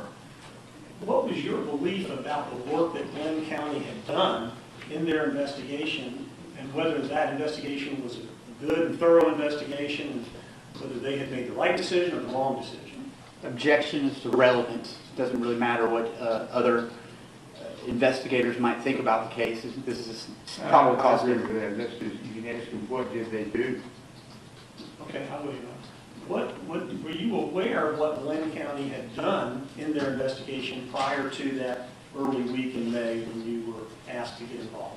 All I knew is they had conducted an investigation. I didn't know. Were you aware that they had made the decision not to make an arrest? Judge, again, object to relevance. I can rephrase. Were you aware of the letter that that the DA had written to the sheriff, George Barnhill had written about his decision not to arrest? Objection, relevance. I don't see what that has anything to do with the case. Ask another question. Okay. May I ask if he's aware of the letter, Judge? The letter has information in and about the Glenn County investigation. I'd just like to know if he All right. reviewed it. You can ask him about the letter. Have you read the letter by Mr. George Barnhill, the district attorney, to the sheriff of Glenn County? Not The the chief of police. Yes, sir. I read the letter that he wrote in reference to Tom Jump, I believe, which is not the chief of police, but I think he was captain of investigations. Okay. And you've read that letter? I have, yes, sir. So prior to engaging in your investigation, you had an understanding of the decision not to make the arrest? At that point? Object to relevance. I'll let you ask the question. Not prior to my investigation. I believe I read that letter during my investigation. Okay. And when you got involved in the morning of May 6th? I believe I read the letter on May 6th, yes, sir. Not the morning. I believe it was in the afternoon, but I read it. The decision to take the warrant, what time did you decide and what day did you decide that you were going to be taking a warrant for the arrest of Travis and Michael? That would be the afternoon of May 7th when we met with the district attorney, Tom Durden, and discussed the facts that we had accumulated and asked his legal opinion concerning various matters. Okay, so when you get involved in the morning of May 6th, by the afternoon of May 7th, you said you have reviewed facts. Yes, sir. Correct? Okay. And conducted investigative acts. And conducted investigative acts. Yes. What did those investigative acts include? Well, we had an agent. I cannot recall every investigative act that was conducted during that time We called frame. you there. I understand that. Mhm. And if you need to refer to your case file that you brought with you, we can give you the time to do that. But they would necessarily would not, my case file is not complete, so I wouldn't know if those acts had been documented or not. So that would not help me to properly reflect all the investigative acts that occurred. What I want you to focus on, if you don't mind, is you made a decision to take warrants for felony murder and aggravated assault against Travis McMichael. I did, yes, sir. Afternoon of May 7th. So Yes, sir. within a little greater than a 24-hour period. Yes, sir. So I'm asking you then, what investigative acts did you do within that 32-hour period to make the decision that an arrest needed to be made? And I understand, and I can tell you some of the investigative acts, but I cannot give you a complete list. Got it. Okay. We had an agent interview Larry English to establish that there was no theft at the residence. We also... Why was that important to you to establish there was no theft at the residence? Because part of the letter that you referenced to George Barnhill, he was alluding to the fact that there was a burglary in progress. There's no evidence of a burglary taking place. The fact that Mr. Arbery had been there numerous times before, nothing had been taken. The fact that they were reported as trespassing, not burglary. Again, we had reviewed all Glenn County Police Department's case file. We then... At that time, you had reviewed the Glenn County case file within that 32-hour period? Yes, sir. Okay. That means all of their written reports, Yes, sir. the medical examiner's report? Yes, sir. Photographs taken? Yes, sir. You didn't have cell phone records at that time? Or There was cell phone download. That part we had problems getting into because of the format, and I don't really understand that. I am not a technically wise person, but the person that was assigned to look at the cell phone records had issues getting into them. We were able to have to get another copy from the Glenn County Police Department to further look into the cell phone records, is my understanding. if I could go back, so you spoke with Larry English, who said to you, or one of your agents, I have not, in fact, had anything stolen from me at any point in time. Is that correct? From that residence. From the 226 Hill. That he can establish that residence. Okay. And I think you said that therefore there was no burglary that happened in your mind. Is that correct? That's correct. Is it that you believe that an item has to actually be stolen for the burglary to be committed? My understanding of the law is for burglary to be committed, you have to enter a structure with the intention of committing a felony or a theft. Neither a fact could I establish in this investigation Mr. Arbery had committed. Okay. But the burglary statute, to your knowledge, does not require an actual theft to be completed. It could be to enter simply True. with the intent to commit a theft. But at no time did it appear he was interrupted and he didn't steal anything. So I do not think you could establish as a point of law that his intention was to steal something if he had been in the residence multiple times and never taken something and then he left without taking anything. That was my reasoning. Are you aware of all of the times that Mr. English called the police about a suspicious person in his residence? I am aware that he has called the police in the past about a suspicious person in the residence. Yes, sir. Are you aware if there are videos that exist of those moments where he saw a suspicious person on his cameras? Yes, sir. Have you reviewed that video footage? I have reviewed the video footage he has provided to us. Yes, sir. And when is the video footage from? What dates is it from? I don't recall the dates. Okay.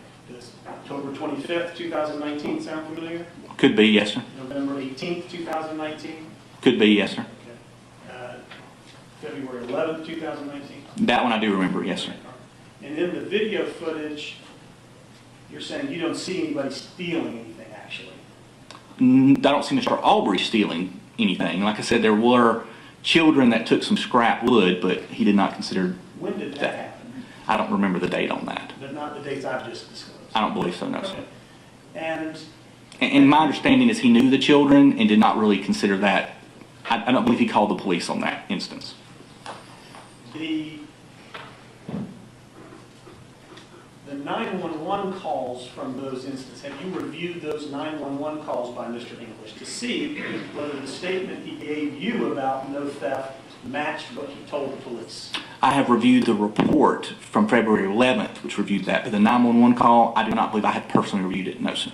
To make a determination if he was reporting to police contemporaneously that he had in fact that thing stolen. Judge, I object to relevance. All of these questions are involving other acts, and we're here for probable cause as to the issuance of the arrest warrant for February 23rd of 2020. I don't believe we've had any questions about that to date.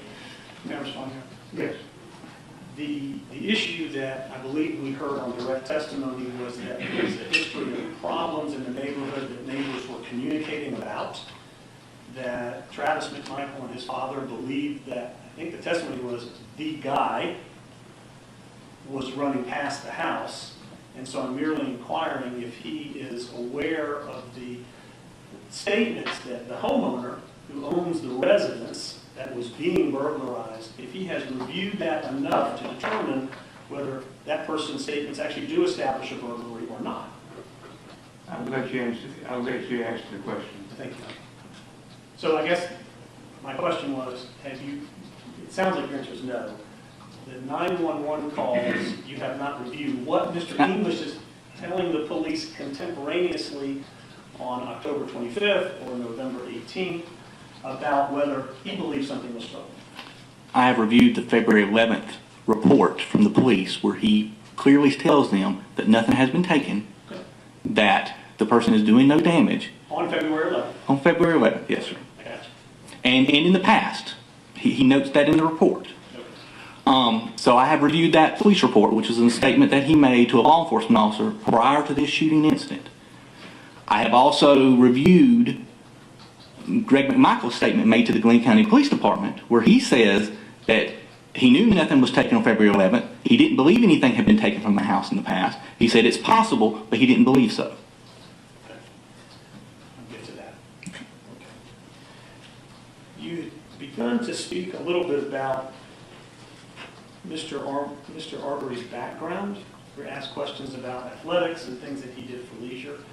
I think running was one of those things. Yes, sir. Did you get any information about where he would go for runs and whether that included the Satilla Shores neighborhood? I did, yes, sir. And what did you learn about whether he had run previously in Satilla Shores? Yes, we found witnesses in Satilla Shores that had confirmed that he did run through Satilla Shores. And did they give you an estimation of when that was, or just that they had seen him generally before? I don't recall. I believe there were the witnesses we interviewed. I did not personally interview him, but relayed to me is that they had seen him run through the neighborhood before. That at least one of them had engaged in frequent conversations with him while he was running through there, and I believe they gave a time frame that they would normally see him running through the neighborhood. And that witness, have you documented that interview with the witness's name and contact information?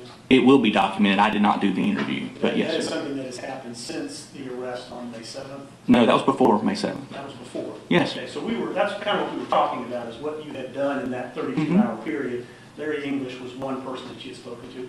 What else did you do in that period of time? We conducted a neighborhood canvass at Satilla Shores, where again we located the witnesses that had seen Mr. Arbery running. We spoke with family members who confirmed that he ran. I'm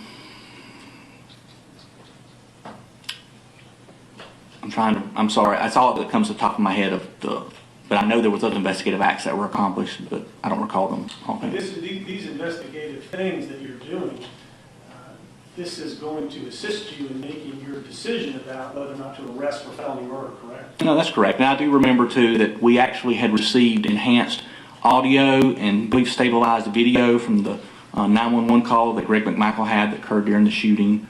That was reviewed. Like I said, enhanced video, do you mean Mr. Bryan's video? Yeah, I do. It was stabilized, is what they called it, where it makes it where it's not as shaky, moving back and forth. That was done by ROCIC for us. I believe we obtained that before the arrest warrants were sought. So yes, sir.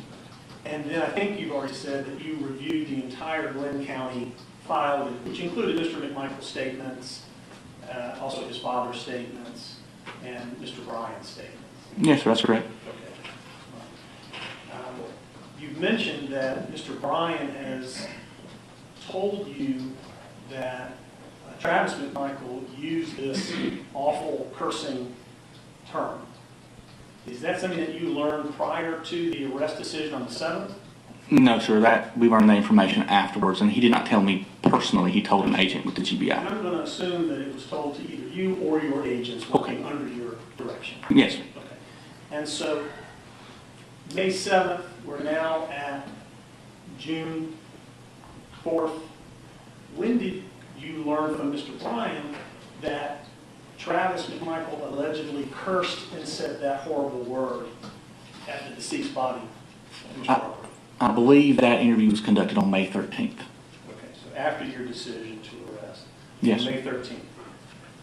At that time, how is it, sir, of 2020? Oh, yes, sir. Yes, sir. Yes. How is it that Mr. Roddy was in a position to come and speak to you or your agent about that on that particular day? Did you call him? Did your agent call him? How did that come? How did he come in to speak with you? My agent had actually already interviewed him. Prior to the 13th? Yes, sir. 2 days prior. My agent had spoken with his attorney, and I believe Mr. Bryan had agreed to an interview and then agreed to a subsequent interview where they would go into details involving the shooting incident. So on May 11th interview, if Mr. Roddy did not say or allege that Travis McMichael said that awful thing. I don't think the interview was focused on the time of the shooting. It was, I believe, subsequent to the shooting was the focus of that interview. I understand. But he didn't say it on that day, to your knowledge. I don't believe so, no, sir. And looking back to February 23rd, 24th, moving all the way through February and March and April and the first 11 days in May, he had never told anyone that Travis McMichael had made that horrible statement, had he? Not that I'm aware of, he hasn't. He had not provided that information nor provided information concerning the video that he had at his residence, surveillance video that captured. Right, somebody else released that video. No, I'm talking about the surveillance video at his His house. home house video. Yes, sir. Okay. He revealed that to us as well, and we were able to get a copy of that. And that was on the 13th? I believe so, yes, sir. But I'm not. That might have been the 11th. I don't recall what day that occurred on. Okay. But the answer to the question is, he had been, I'll rephrase, he had been asked about the shooting from as far back as February 23rd and given statements to police about it at that time. He was interviewed on February 23rd where he made no mention about that statement. As far as I know, he was not interviewed again until my agent contacted him in May. And preceding that interview, I think you just testified that his attorney got involved and was a part of the decision to have him come forward and be interviewed on the 11th and the 13th. His attorney was present, yes, sir, during the interviews, if that's your question. Yeah. And was the district attorney present at that meeting as well? No, sir. Just yourself or one of your agents? One of my agents did the interview, and I believe another agent was called in to help with the technical involving, because there was a consent to download his phone again, so another agent assisted in that matter. But yes, sir, that's all I believe was there. Has that been recorded and documented? As far as the download of the phone? No, the interview of Mr. Bryan. Video recorded? It was audio recorded, and I know it was at least audio recorded. I am not sure if it was video recorded as well. I do not know. Are you aware if Mr. Bryan had any promises of leniency at the time he made that statement? I am not aware of any. Or a promise not to arrest or indict him for these charges? I'm not aware of any. Not aware. Yes, sir. Is that something that you would typically be made aware of? I did not have any conversation with the attorney or him, so. Okay. All right. Talking with Mr. English, neighborhood cameras, getting information of him running, the audio, the 911, any other evidence that you reviewed before your arrest decision?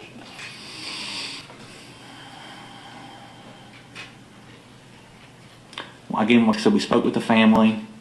We obtained background information on the victim.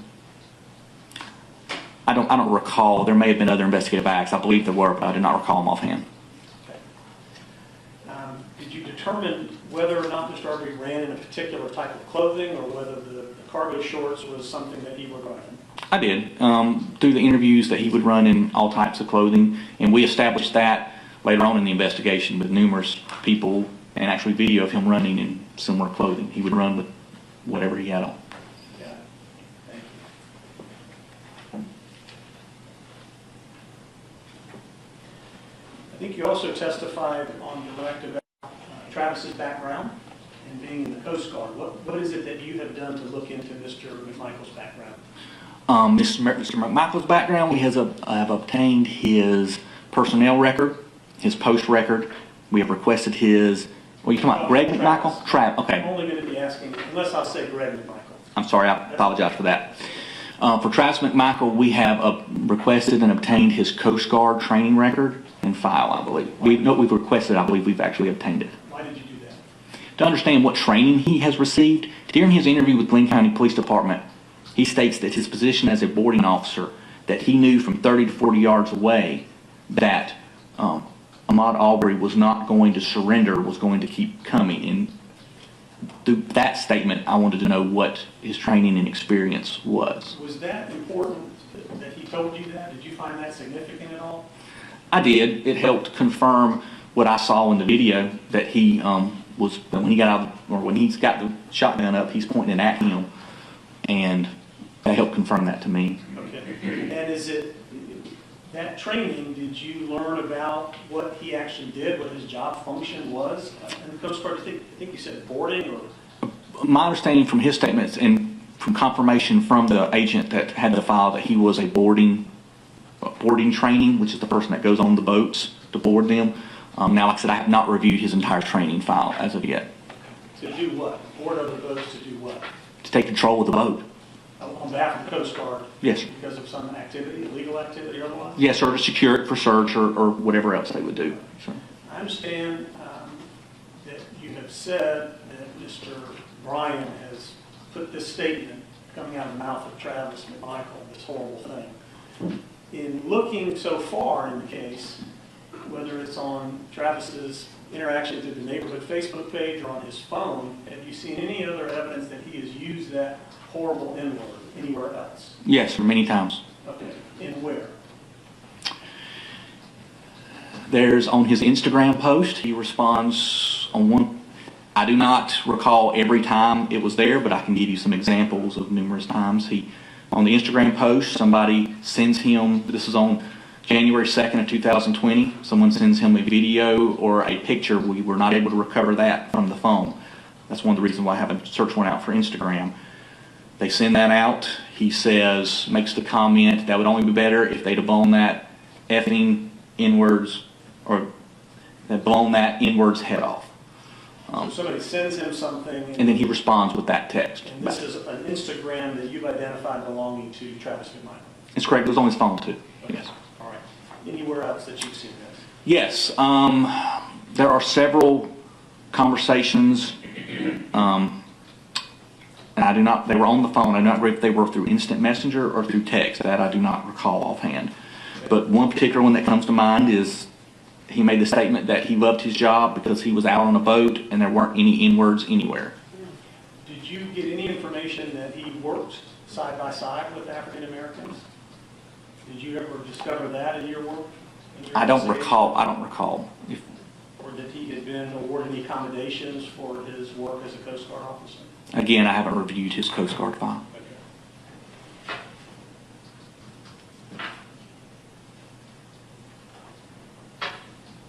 I think you've talked about looking into Greg McMichael's background. I won't go into that, but let me move into then Satilla Shores neighborhood. We talked about several dates from Larry English's home, where there are videos of a suspect, a person going into the home. Do you recall the time of day that those things were happening? I believe the video, well, again, there are several videos of different people going into the home. Not just Talking about the children.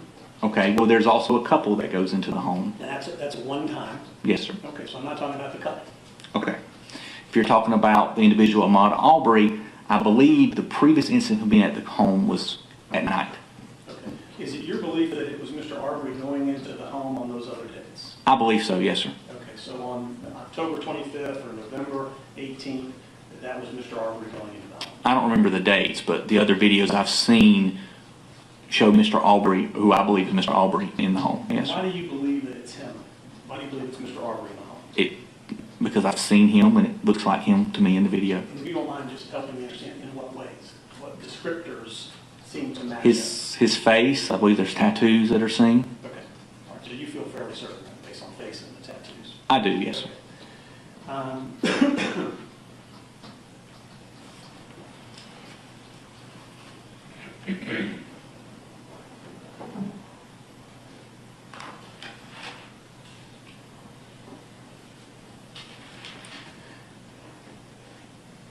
Did you get any information about why Mr. Arbery was in the homes on those previous occasions?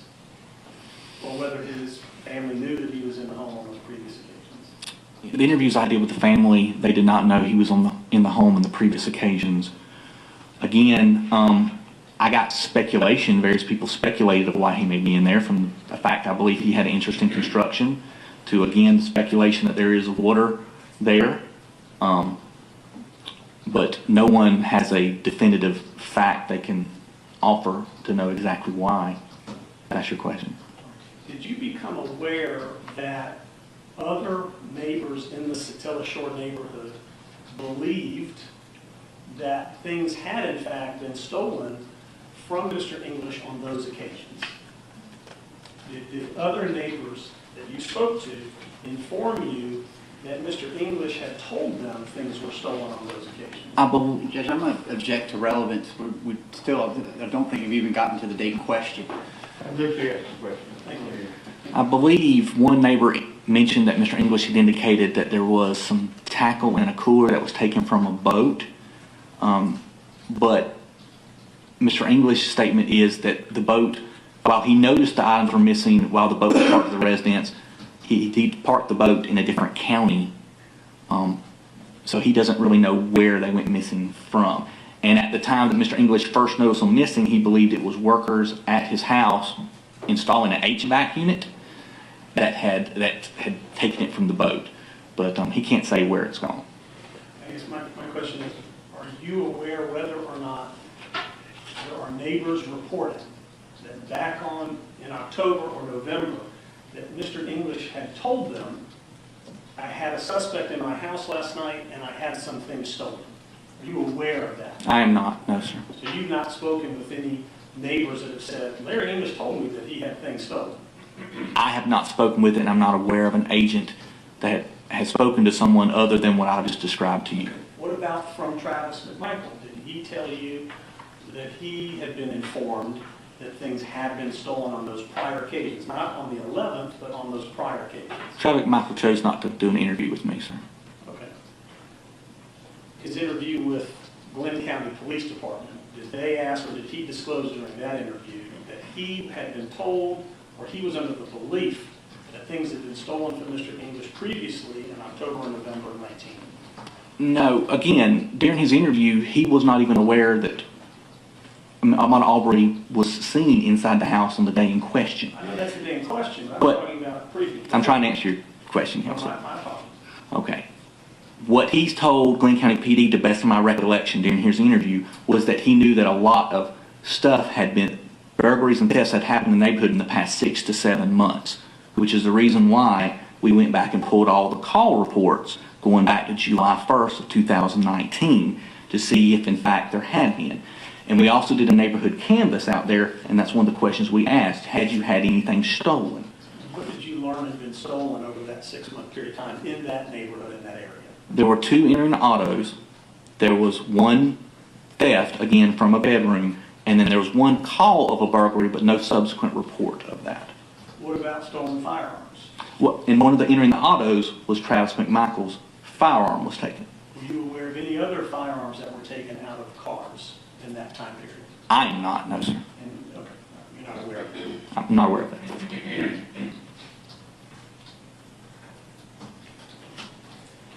Were you given any information that Greg McMichaels had been told that things were stolen from Larry English's house previously back in October and November of 2019?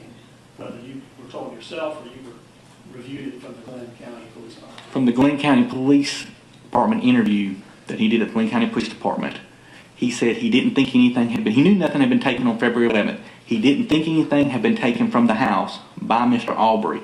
He said he can't be sure. If it had to have been early on, but he didn't think so. Did you have any information that the neighborhood Facebook group, including Mr. McMichaels and his father, had come to the opinion that there was one particular suspect who continued to go into Mr. English's house? I know you testified now that it was, you believe it was Mr. Arbery, but did you get information that they had collectively formed the opinion that the same guy is coming back? Yes, sir, I believe so. I believe that's correct. And that they were trying to catch essentially Mr. Arbery? Yes, sir. They decided he was someplace he shouldn't be, and they were attempting to catch him. Yes. And that they had involved the police in those efforts over the period of 2019 and 2020? Yes, sir. Mr. English and Mr. Diego, I believe, called the police, and Travis McMichael called on February 11th, 2020. And that up until that time, I guess, leading up to February 11th, that nobody had really been caught that matched the description of the person in the home? Yes, sir. I don't believe anybody had been called or even confronted with it. At any point in time? No, sir. Moving to the 11th of February, what is it that you understood from Travis McMichaels through your review of the file that he observed that night and that he thought that night what he observed about Mr. Arbery? He saw Mr. Arbery in the neighborhood. He said he was actually turned around and has his headlights, if I recall correctly, illuminated Mr. Arbery. Mr. Arbery took position. There's a porta potty in front of the house because it's under construction. And it appeared to him that Mr. Arbery was trying to hide in the shadow. He said Mr. Arbery was grabbing his pants, his pocket. Mr. Travis McMichaels said, and this is the interview he did with Glenn County Police Department on the 23rd, his concern was there may have been a gun. Did you explain why he was concerned about that on that evening? Because Mr. Arbery grabbed his pants in that particular. Grabbed his pants? I think he said pocket, or the way Mr. Arbery grabbed his pants, Travis McMichael was concerned there may be a firearm. Okay. He called 911 and returned to his house, where him and his father then went over to Mr. English's house to try to confront the individual. He had seen the individual go in the house. I'm sorry, I left that part out. After the grab, he saw the individual go into Mr. English's house. And this is all information that you're aware of prior to making your arrest decision on the 7th, is that Yes, sir. That's correct. At any point in time, did you consider that Travis and Greg and Michael were honestly seeking to apprehend a person that they thought was burglarizing and breaking into homes and cars in the neighborhood? No, I considered that they thought they were trying to catch the person that they believed may be responsible for what occurred so that they could detain him and identify him and let the police show up and identify him. Yes, sir. And do you believe, based on what you've heard, that that's what they were trying to do on the 23rd, that they were trying to detain and identify this person? I don't know if I've formed that opinion yet, no, sir. I'm still under investigation, but I know that's what their statement on the 23rd was. That's what they shared with police, is that they were trying to do what they had been trying to do, which was to detain and identify this person. That's correct, yes, sir. You say that you're thinking about that, and whether that's true or not, you haven't formed your final opinion on that. I am just gathering the facts, sir, and my investigation is not complete, so. Is it important for you, as you're gathering the facts in your investigation, to answer that question in your mind? Judge, I'm going to object to the relevance of this line of questioning. The question is about probable cause for the issuance of these arrest warrants for the defendants in this case, and not about speculating about what might be in the defendant's mind or anything like that. I think that's a good objection. I will sustain it. I'll move on now. On the 23rd, is it your thought, do you understand are you aware of the citizen's arrest law? I am, yes, sir. Is it your position that they were not seeking to try to use the citizen's arrest law on the 23rd against Mr. Arbery? So Judge, I'm going to object again for the same basis. I think that would call for speculation as to what the defendants were trying to do. I don't mind the defense asking what the defendant said. That's a different story. That's a fact matter, which might be a component of the investigation.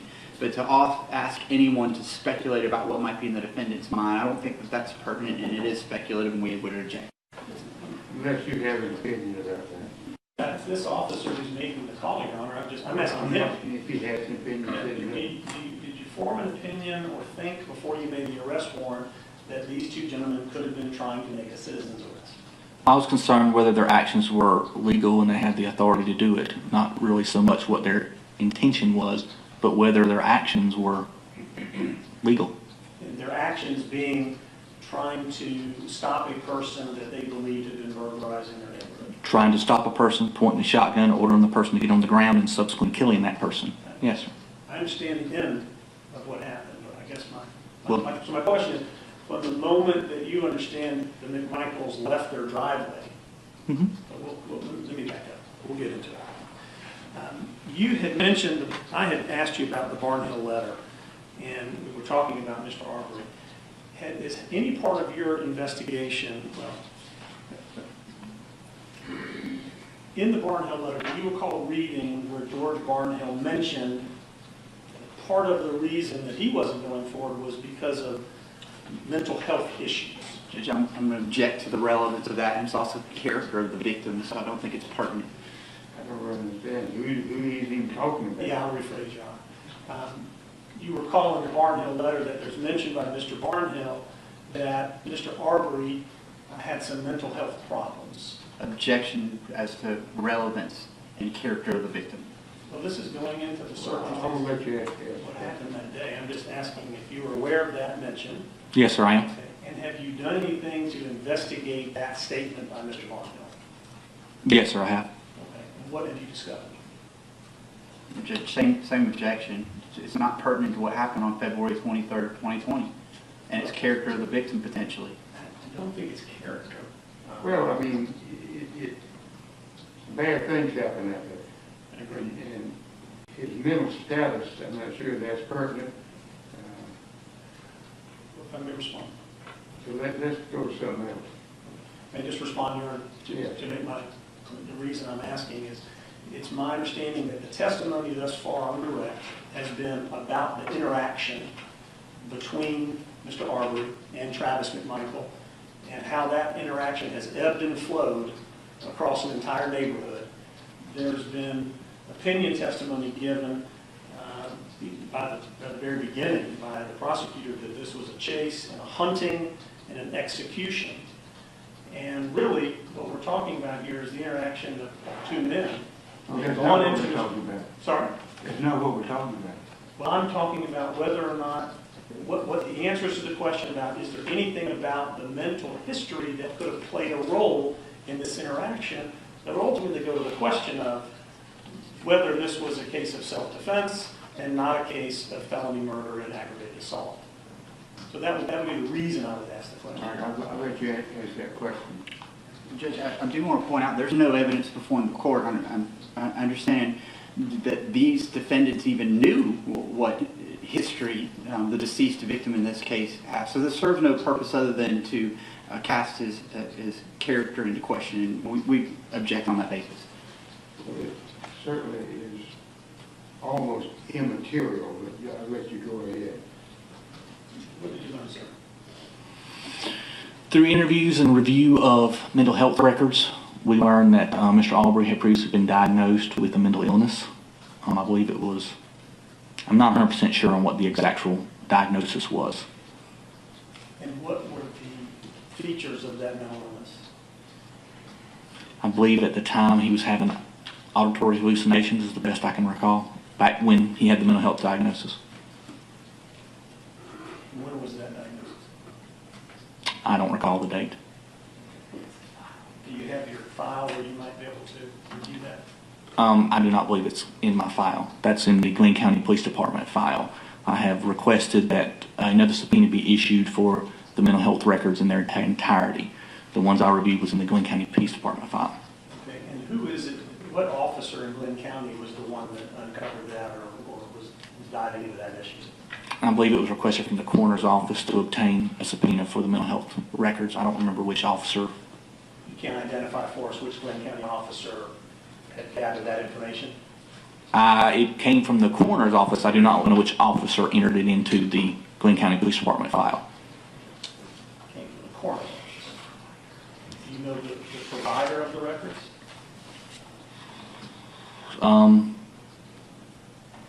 It's the local mental health facility. I don't know the name of it offhand. I don't know if it's Gateway or by the Sea or something like that. I do not know. And to try to help where I was ultimately going with this, is there any evidence that you've collected that that mental illness was active and still ongoing or being treated on February 23rd or right before February 23rd? Do you have any information about that? The information I have that he was not currently under treatment for the mental illness. Not receiving medications or anything like that? And that's my understanding from discussions with the family and from the records that I have. Okay, I understand.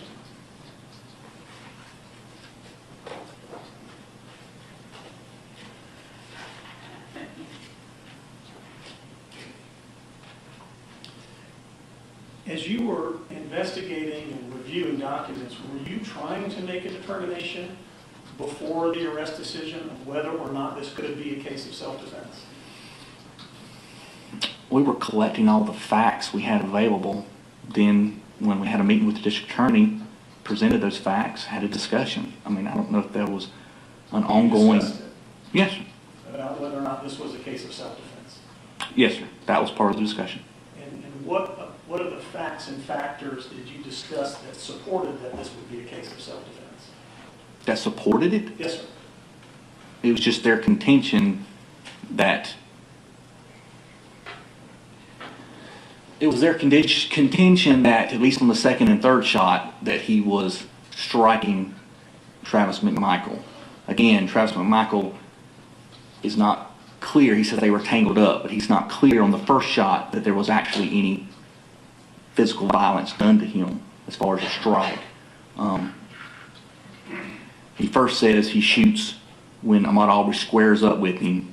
Then I believe the statement is Ahmaud Arbery was rear back going to hit him, and then there's a statement that he may have had his hand on his shirt. Travis McMichael says that adrenaline was pumping and it all happened very quickly. I mean, as that answers your question. I mean, that's. Yeah, were there any other facts that you considered, where you discussed with the district attorney, this supports that Travis McMichael was using self-defense on that day? I mean, his contention, that was his contention, and yeah, that's the facts that we had. You've mentioned a couple of times that there was, it seemed to be Travis was saying, and maybe even on the video, that Mr. Arbery was striking Travis. Can you give us a little more details about what it is you understood happened with the striking? And when it happened? Mr. Arbery was struck. Well, it depends on whose statement. Again, Greg McMichael, he only says there's two shots, and he indicates that they're striking, I believe, before the first shot. Okay. Travis McMichael again says that he fired the first shot into Ahmaud Arbery's chest.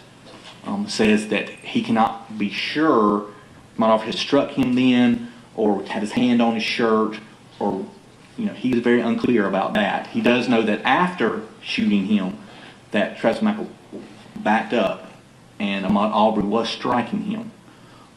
Did you see evidence of that on Travis McMichael? He points out, and they took photographs of his face. I didn't see any visible injuries to him. Who's they? The Glenn County Police Department.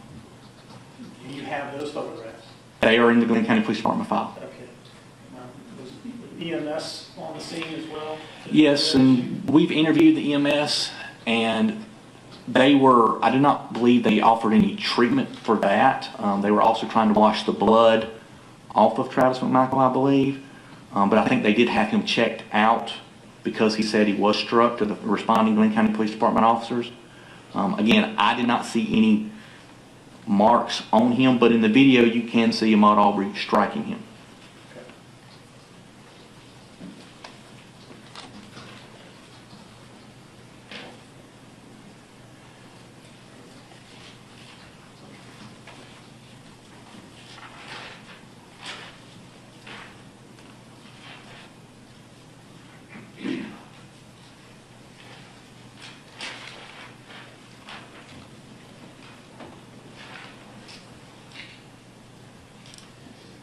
In the Facebook group posts where they're discussing about the break-ins and the burglaries, did you find anything within the Facebook group itself that they were making explicit racial comments about these things, or whether they were simply discussing what was happening? Did you find anything in those posts? I don't recall seeing anything explicitly racial in the Satilla Shores Facebook posts.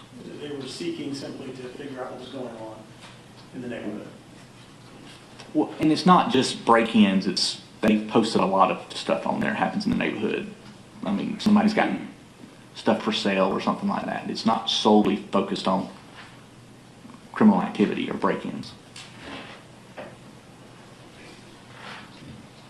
When you spoke with, or when you reviewed Travis's statement or his father's statement, and I apologize if you've said this already, did they tell police that when they saw Mr. Arbery running past their house, that they in fact believed he was the person that had been in the neighborhood, in the homes late at night previously?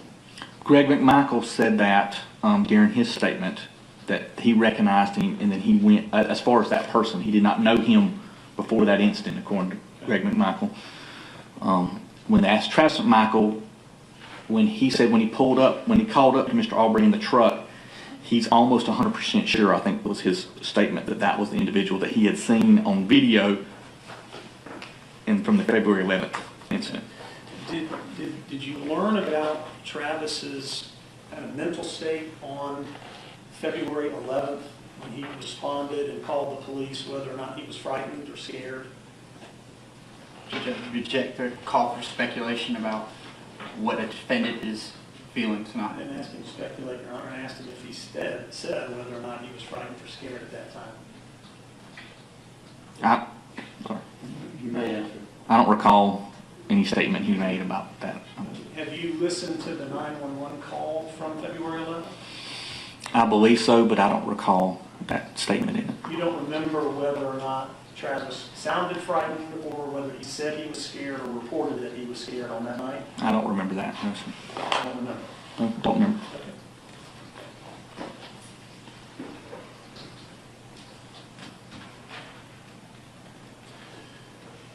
And I just wanted, I'm aware at the time, I wasn't sure if you were going to be breaking, but I'm going to move into using the map. I'm going to come up there, but I didn't know if you were going to take a break or not, Your Honor.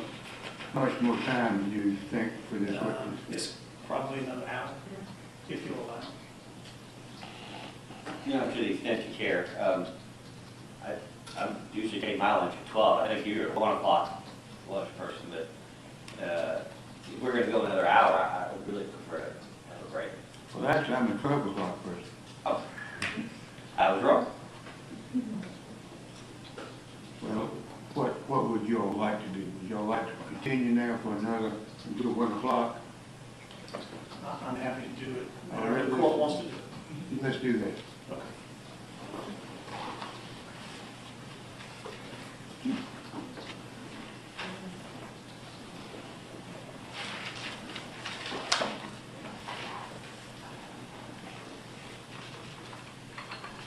Approach the witness out there.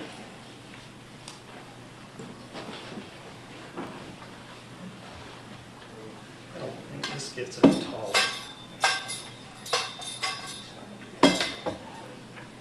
Bob? Yeah.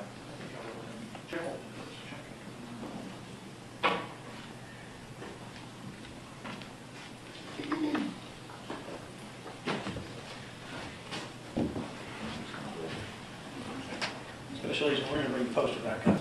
Okay.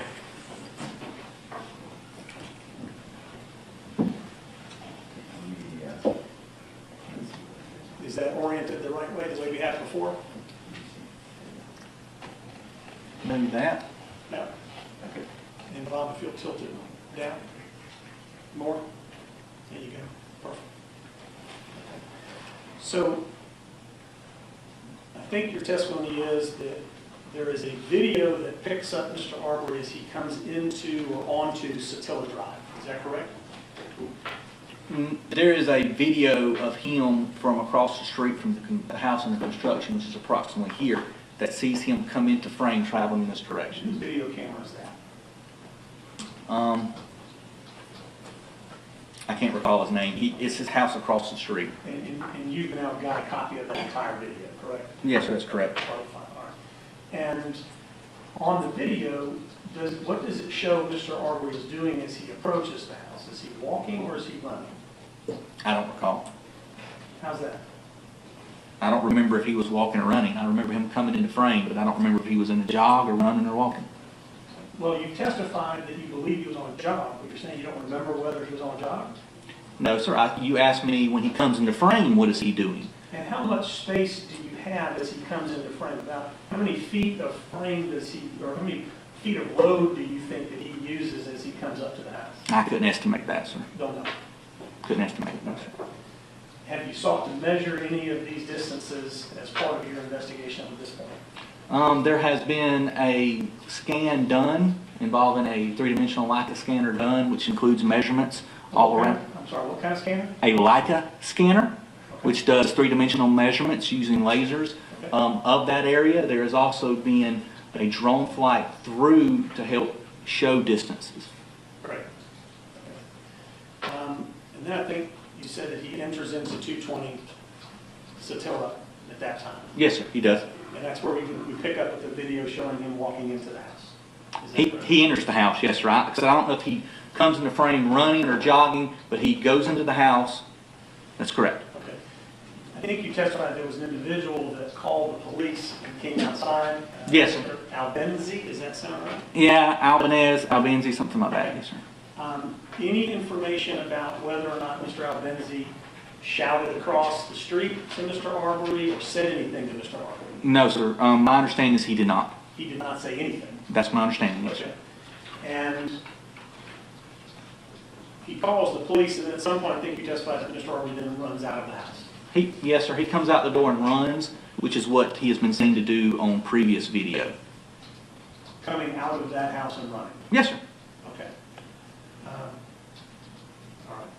And he runs out of the house down, does he just run down the driveway and into the road, or does he cut across the yard? Do you notice? I don't recall that. I don't recall. And he begins to make his way down in front of 230 Satilla Drive, which is Greg McMichael's home. Is that what you testified to? Yes, sir, that's correct. What is it that you understand Greg McMichael sees, observes, and says at that moment when he's out in his driveway? My understanding, he sees Mr. Arbery running past. According to Greg McMichael's statement, again, he doesn't know if Mr. Arbery's chasing somebody or somebody's chasing him, but he recognized him as the person that's been in the house previously, and says that he suspects that Mr. Arbery may have been involved in thefts in the past. Okay. So he goes into the house and tells Travis that's him, and then they get the guns and proceed to get in the truck and chase Mr. Arbery. I think you testified that Greg McMichael's former law enforcement officer and investigator from the DA's office. Yes, sir, that's correct. And he is expressing to the police these statements back on February 23rd that it's his belief at the moment Mr. Arbery runs past that he thinks that is the individual that's been burglarizing and committing thefts in the neighborhood. No, that is not correct. I thought that's what you just said. No, sir. Okay. He says that's the individual that he had seen in the house. Okay. He believes, he has a gut instinct that this person may have been responsible, although he's gotten, and I think he actually says, I've got no proof of that, but this person may have been responsible for various crimes in the neighborhood. Okay. And did you get an understanding of where he came to that feeling or belief from? Just his explanation of Glenn County Police Department, like I said, I think he actually says it's a hunch. They go into it, it's just like a subjective just reasoning. He says, my reasoning is there's thefts going on and somebody's in a house under construction. So they're probably or possibly the person that may have been doing these thefts. Would you consider it significant if Larry English had in fact told him that he had thousands of dollars worth of fishing equipment and electronics stolen from his boat around the time of October and November of 2019? I would find it astonishing considering that Mr. McMichael tells them that he did not think anything was stolen from the house on February 23rd, 2020 during the interview with the Glenn County Police Department. So I would think that would be a change. If he came out and said that now, I believe that would be a change in the statement he gave on the day of the murder. Okay. Would you, okay, but, all right, we move on. So then after he runs past, you said that Mr. McMichael goes in the house and gets Travis. Yes, sir. That's correct. And what do you understand happens next? Mr. McMichael grabs his .357, I'm sorry, Greg McMichael grabs his .357 Magnum revolver. Travis McMichael grabs a 12-gauge 870 shotgun. They then get into Travis McMichael's truck. Travis McMichael driving, Greg McMichael in the passenger seat. Let me stop you there if you don't mind. Did they explain or give any information as to why they grabbed their firearms? Yeah, I believe Greg McMichael explains that, again, this is an individual that had been in the house over here and they didn't know if he was armed or not. So they grabbed weapons. Did they at all reference the February 11th evening where they thought that he may be armed because he had been motioning to his pocket or reaching his pocket? Yes, yes, sir, I believe that was brought up during those interviews, yes, sir. That they were afraid that the same guy may have been armed. Well, Yeah, they mentioned that, but Greg Michael also says that his gut instinct, again, was this person may have been the individual that went into Travis McMichael's truck and stole a firearm. However, he said he had no evidence of that. He had no objective reasoning for that. I believe they were going into subjective versus objective information, and but that his just gut instinct. Okay, but subjectively, he believed, is what you're saying. Yes, sir. That's what he said, not what I'm saying. They get in the car, and I think you say that Greg McMichael sat in the front passenger seat, but there was a baby seat in there? That's correct. Yes, sir. But he rode in that sort of capacity up to a certain point, is that right? Yes, sir. According to his and Travis Michael's statement, he rode into that until this location on Burford, where Mr. Arbery turned and went back in the opposite direction. So when they got in the car, what is it that you understood, that they could still see Mr. Arbery running in that direction, or that they just drove forward to see if they could find him? Did they still have eyes on him, I guess is my question. I don't believe that question was specifically asked of them, whether they still had eyes on him or not. But they drove down Burford. Well, they drove down Satilla first and then on to Burford. I think you were saying Buford earlier. I'm sorry. You mean Burford. I meant Burford, yes, sir. I apologize if I misspoke on Buford. And then, at some point, you learned that the McMichaels see Mr. Arbery running down Burford, is that correct? Yes, sir. According to both their statements, they catch up to him. Okay. Now, I think you testified that you got a video from Mr. Bryan that comes from cameras on his home. Yes, sir. That's correct. Have you reviewed that video? I have, sir. Okay. And do you see Mr. Arbery run past the house? The video is apparently motion activated, so when it starts, you see, if I recall correctly, Travis McMichael's truck and Mr. Arbery running from the front of the truck towards the back of the truck, and then it looks like he's changing direction, and then the video stops. Okay, so where is Mr. Bryan's house on that map? I think it's approximately right here. Okay, and so when the camera initiates, it is when McMichael's truck is in the view, is that correct? That's correct, yes, sir. Is it stopped? It appears to be at that point, yes, sir. It stopped, or it has comes into view. It is stopped. Mr. Arbery changes direction, and I believe he changes direction again, and then that's when the camera shuts off. And then it goes from the statement with Travis and Greg that they continue to pursue him this way. All right, so when Travis's truck is stopped, which you understand, where is Mr. Arbery? He is on the driver's side, I believe, running back towards the rear of the truck. And I don't recall if the truck begins to move backwards at that point, but then Mr. Arbery changes direction again, I believe, in the video. It's a very short snippet of video. So if the driver's side, if this is the driver's side truck and Travis is sitting here in the truck, do you have any information that Travis is pointing a gun out the window? Do I have information? Yeah, on do you that? have any information, or is it on video that Travis is holding a gun out the window? I did not see any video of Travis holding the gun out the window At of this that time? video At at this that time? time. Okay. Yes. All right. Does the video have audio? We'll get back to you. Oh, yes. I'll do it. Does the video have audio? I don't believe so, no, sir. Okay. Did you get any information from Travis or from Greg McMichaels that they were trying to speak to Mr. Arbery at that time without pointing any gun at him, but just talking to him? Yeah, I believe they were ordering him to stop at that point. Then later Travis says, his statement changes a little bit. At first it was, we were telling him to stop, and then it was, we were saying, hey, we just want to talk with you. So, Are those two things inconsistent in your mind? Stop, maybe want to talk to you? You seem to think that those are inconsistent with one another. I do, Okay. just from my interpretation of the interview. Yes, sir.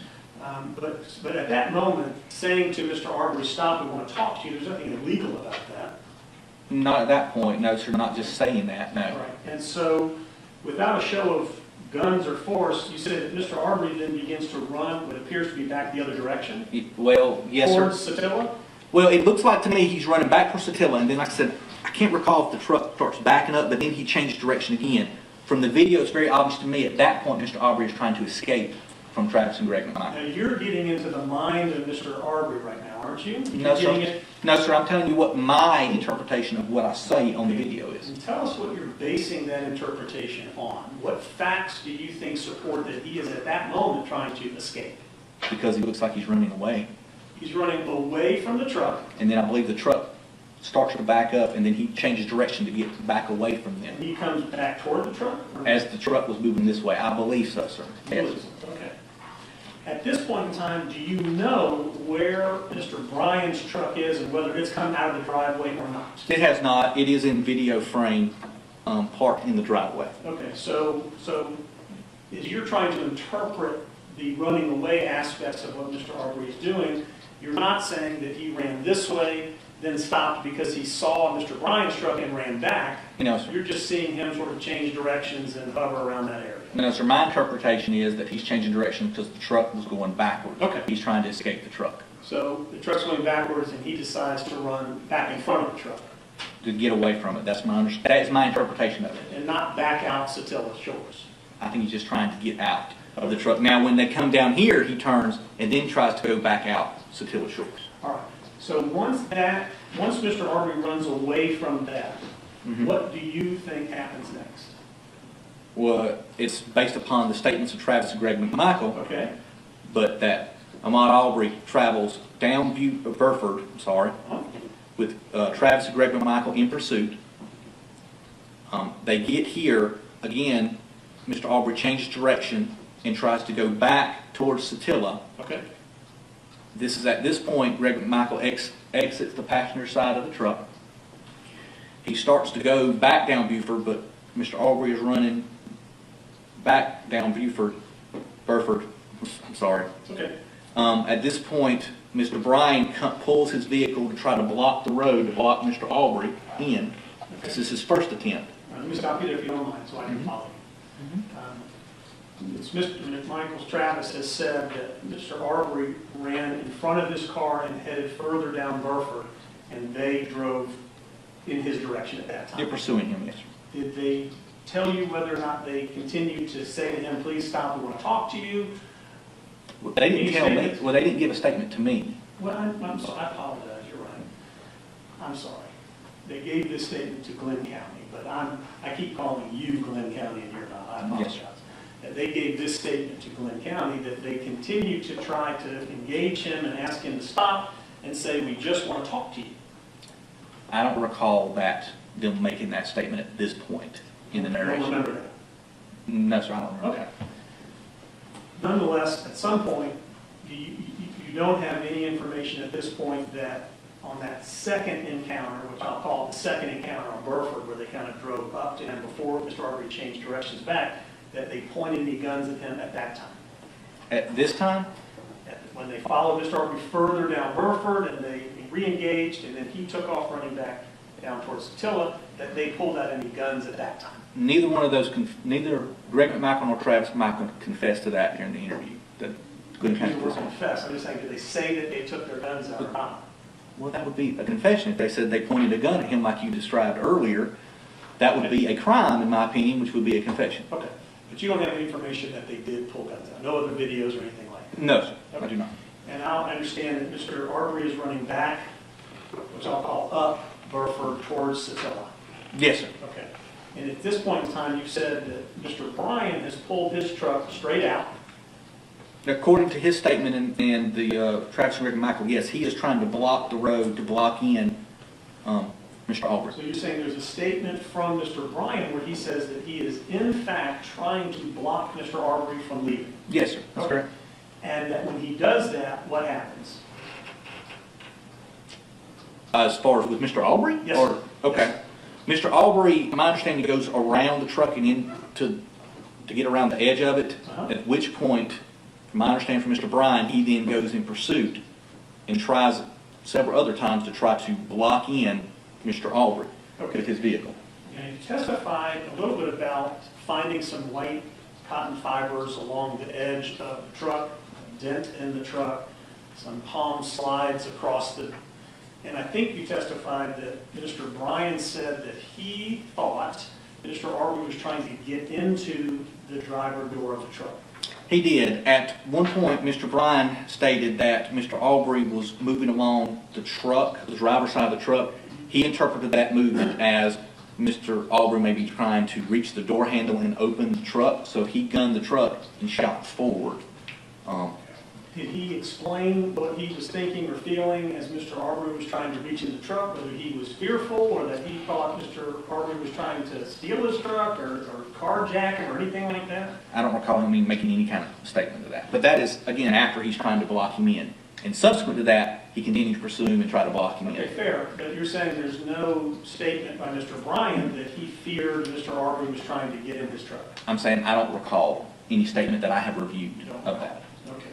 Do you need your case file? Because a lot of the answers we're starting to get are, I don't remember, I don't recall. No, sir. I did not do the interview with Mr. Bryan, so I cannot answer something that I have not reviewed the recording of or the interview of him. You're asking me, has he said that? I can only tell you to what I have knowledge of. All right. So you haven't really completed your review of even the video and the interview of Mr. Bryan? No.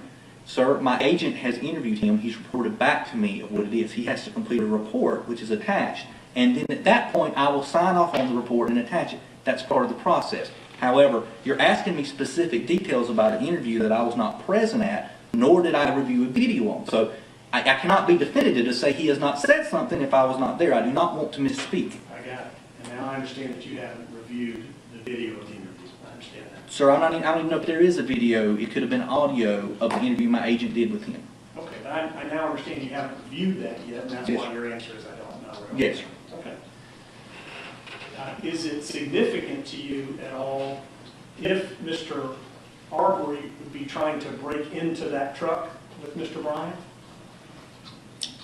No, sir. Again, at this point, I think Mr. Arbery's trying to escape. I would say that he's trying to get away. And Mr. Bryan continues to pursue him and try to block him in again. So he's trying to get away from Mr. You Bryan. didn't finish his answer. Oh, I apologize. Go ahead, sir. okay, yes, no, yes. You're asking me if it's significant whether or not he was trying to open the driver's side of the door. My answer is that no, because I think Mr. Arbery is motivated by a desire to flee based upon all the information that this has. Also, Mr. Bryan continues to pursue him and try to block him in after that. Is it That's your my understanding. Okay. Is it your understanding or your opinion that Mr. Arbery was trying to get into the driver's side of Mr. Bryan's truck so that he could use it to flee? Judge, I'm going to object. I think this has been asked and answered, and I don't believe it's pertinent to the issue of probable cause as to the issuance of the arrest warrant. Is there some reason we just don't play the interview? No, sit down. Your Honor, I just understood that his testimony on direct was about this interaction, and I'm just trying to follow up on his direct All testimony. right. So is it your belief or understanding, because you're saying that you believe Mr. Arbery was trying to escape? It is my Are you belief. saying that he's trying to get into Mr. Bryan's truck and take it over so he can escape? No, sir. Mr. Bryan indicated that he interpreted Mr. Arbery's actions as trying to open the door. Okay. I don't have an opinion whether that was actually true or not. I'm just telling you, my opinion is that at this point, Mr. Arbery is trying to escape. Okay. Did Mr. Bryan say that Mr. Arbery intentionally committed damage to his truck? That he attacked his truck? Yeah, I don't recall. I don't recall being told whether the. Yeah, I don't know. I don't know that answer.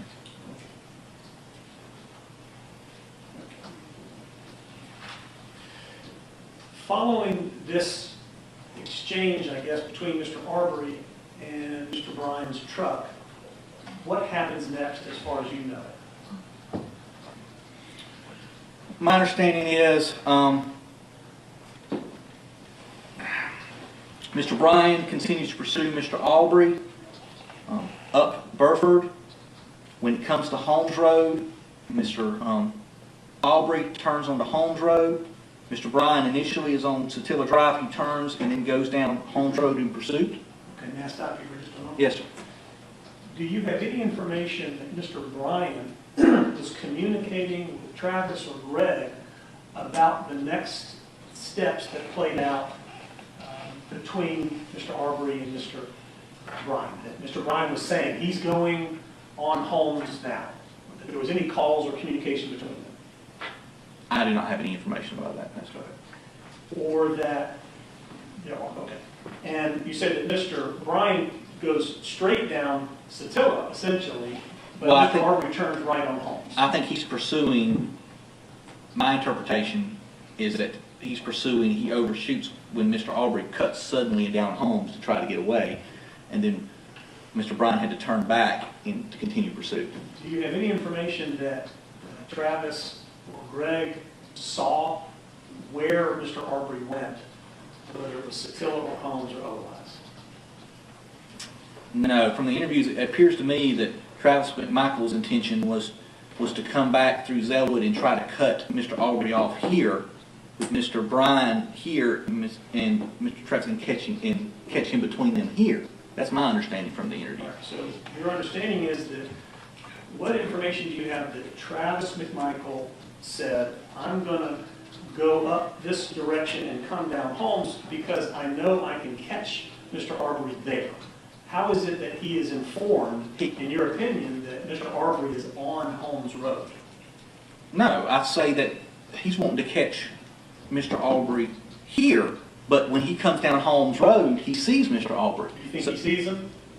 Yes, sir. I believe he says that in his interview. Okay, so when he comes on Holmes Road, he says he sees him on Holmes Road. Is that right? Yes, sir. Well, the shooting took place on Holmes Road as well. So during the interview, my understanding is that he sees him here on Holmes Road.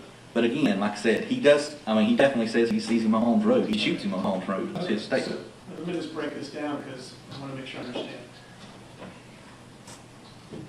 Prior to seeing him on Holmes Road, do you have any information that Travis McMichael is aware that Mr. Arbery is on Holmes Road? No, I think from the interview I got is that he's wanting to loop around and catch him here. Again, that's my interpretation of what he is telling the investigator of the Glenn County Police Department. That he wants to go all the way around to come back to Burford And catch him, yes, sir. and not just back down Burford? Well, Greg McMichael encourages him to back down Burford and catch him, but Travis says, no, let's loop around. Okay. But prior to that, you don't have any information that Travis knows Mr. Arbery is on Holmes Road. Is that correct? Not until he sees him on Holmes Road. And then he comes up and he turns on Holmes Road and he sees him where you were pointing to, higher up Holmes Road. Is that right? Yes, sir, I believe so. He drives on the road and physically sees him up there. I believe so because Mr. Bryan is here. Well, it's probably not that far down. Mr. Bryan is here, and this is where the video starts, and Mr. Arbery coming back towards Mr. Bryan. At that point, Mr. Bryan puts the phone down. He then pulls off the road to allow Travis McMichael's truck to pass. Did Travis McMichaels ever say to you, or Greg say to you, that he observed the interaction between Mr. Arbery and Mr. Bryan's truck around the end there of Burford Road, or that he may have seen Mr. Arbery attacking the truck or acting in an odd manner about the truck? Well, again, they didn't make the statement to me. They made it to the Glenn County Police Department. I did not recall them making any kind of statement about seeing him try to attack Mr. Arbery's truck, Mr. Bryan's truck on Burford. I do not recall them making any statement in reference to that. And then I think what you said is that you believe Mr. McMichael sees Mr. Arbery on the upper part of the road, and then is it that they drive past Mr. Arbery? And that part is not clear in the interview, exactly how they got in front of Mr. Arbery, and it's not really addressed in the interview. That is just me knowing that they're behind him at this point, and at this point they're in front of him. So at some point they had to pass him, but that is not addressed in the interview. And do you have any information? Okay. So you don't have any information about what kind of interaction, if any, there was that they go past him or whatnot? It's not mentioned in the interview. And to make sure, throughout this entire time, do you have any evidence of any kind of texting communications between the McMichaels and Mr. Bryan or anybody else in the neighborhood as they're trying to communicate about Mr. Arbery, where he is and how they can, stop him or catch him, as you put it? I have no evidence of that at this point, no, sir.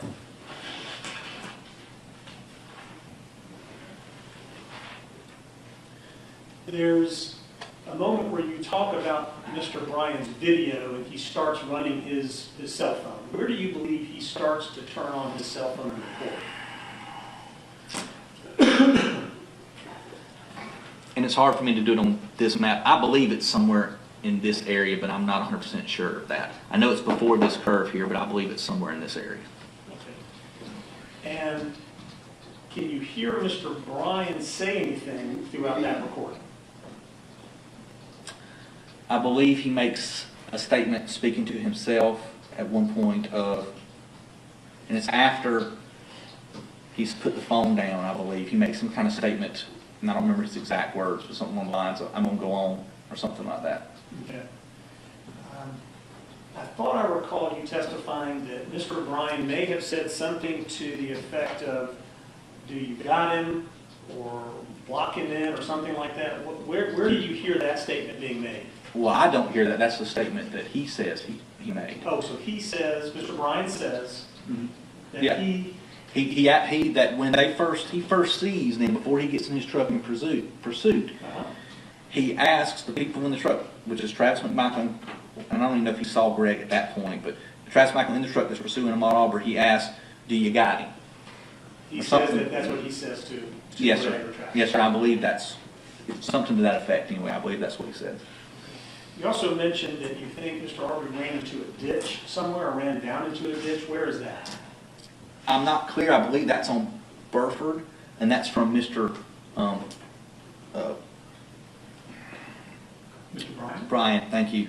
My mind slipped. From Brian's statement that he made that Mr. Arbery kept going into the ditch to get around his vehicle. He was trying to cut him off and block him. Is this the statement that he made originally to the Glenn County Police Department? Yes, sir. Okay. Once the video picks up, and I think you say we see Mr. Arbery running towards Travis McMichael's truck. That truck is parked. Mr. Arbery wrote the video that Mr. Bryan had. Okay, yes, sir. Well, no, there, No, the handheld video of his cell phone. yes, On sir. Holmes Road. It's on Holmes Road. He's running towards Mr. Bryan's truck. He's running, so in the first part of the video, He's changing direction and coming towards Mr. Bryan's truck. Mr. Arbery is running towards Mr. Bryan's truck. Yes, sir. Okay. Do we see Mr. McMichael's truck at all during this time? No, sir. He's running at him head-on to the car? It's more at an angle, but it looks like he's just changing directions and coming towards Mr. Bryan in the video. Okay. And then Mr. Bryan puts the phone down. Puts his phone down, and then we don't have any orientation at all until he picks it back up. Yes, Now and- we see him, Mr. Arbery, running towards the McMichaels. Yes, sir. That's correct. At that point, I know you said you have a drone doing some mapping and all that. Do you know how far Mr. Arbery was away from Mr. McMichael's truck when that video picks up and we see him running toward the truck? Is it 10 feet, 50 feet, 100 feet? Do we know? I don't have that information. Do you have any information that Travis or his father at that opportunity are saying to Mr. Arbery, stop, we want to talk to you, stop, or anything like that? Stop running or whatever. I believe Greg McMichael's statement is he was saying stop. Travis McMichael's statement, he was saying stop, get on the ground. Those commands were being given to Mr. Arbery. And what is your understanding about why they were saying those things to Mr. Arbery? Because they wanted to detain him and seize him For what purpose? so the police could come and ID him. All right. And so in saying that, where is Travis in the video and what is he doing with his shotgun that you can see or that you believe? Pointing it at Mr. Arbery. So you're saying the video shows that he's pointing it straight at Mr. Arbery? His arm is up in a shooting position is what I see. Yes, sir. Is there any evidence that you've been told or that you've seen where the gun is just being held down like this? It appears that he repositions the firearm. I believe it's more report arms after you see Mr. Arbery change direction and going towards the passenger side. Okay. All right. Port arms being holding the butt of the gun down and the barrel up. Yes, sir. Okay, that's not a firing position, is it? No, sir. This was after he took the firing position. After I understand he points and says stop, get on the ground.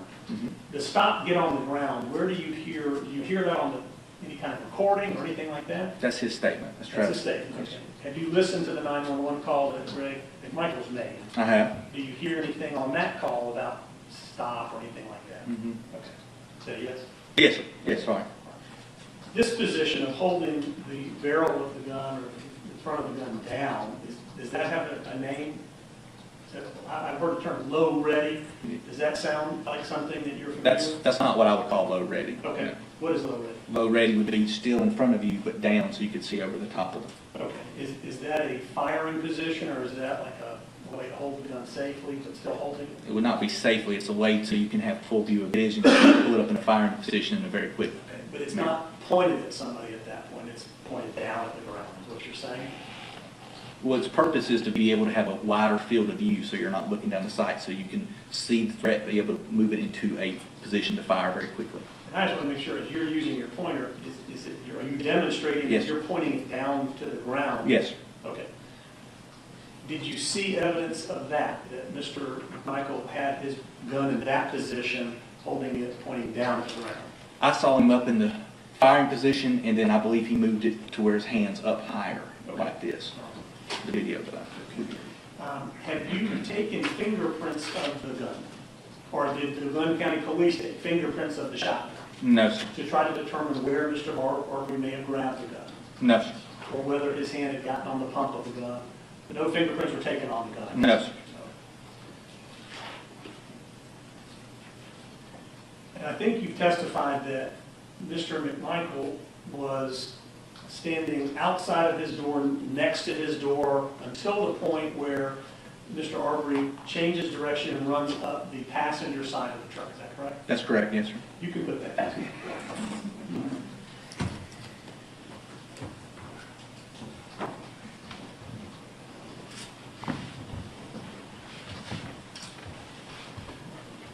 Thank you.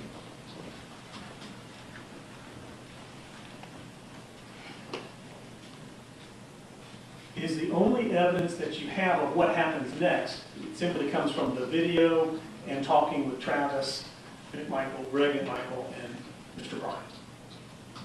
And the body of Mr. Arbery, which has the holes in it. There's no other cameras from any homes along Holmes Drive or anything like that? Not that we've been able to locate those. Okay. And so what is it that you understand Travis is thinking as he is standing at now the front of his truck as Mr. Arbery runs up the passenger side? I'm going to object to the phrasing of the question because that would clearly call for speculation about what somebody is thinking. I don't mind them asking as a fact matter what was said about what was thinking, but that's two distinct, different questions. I agree with that. What did Travis tell you he was thinking as Mr. Arbery came up the right side of the truck toward the front of the truck? He didn't tell me anything.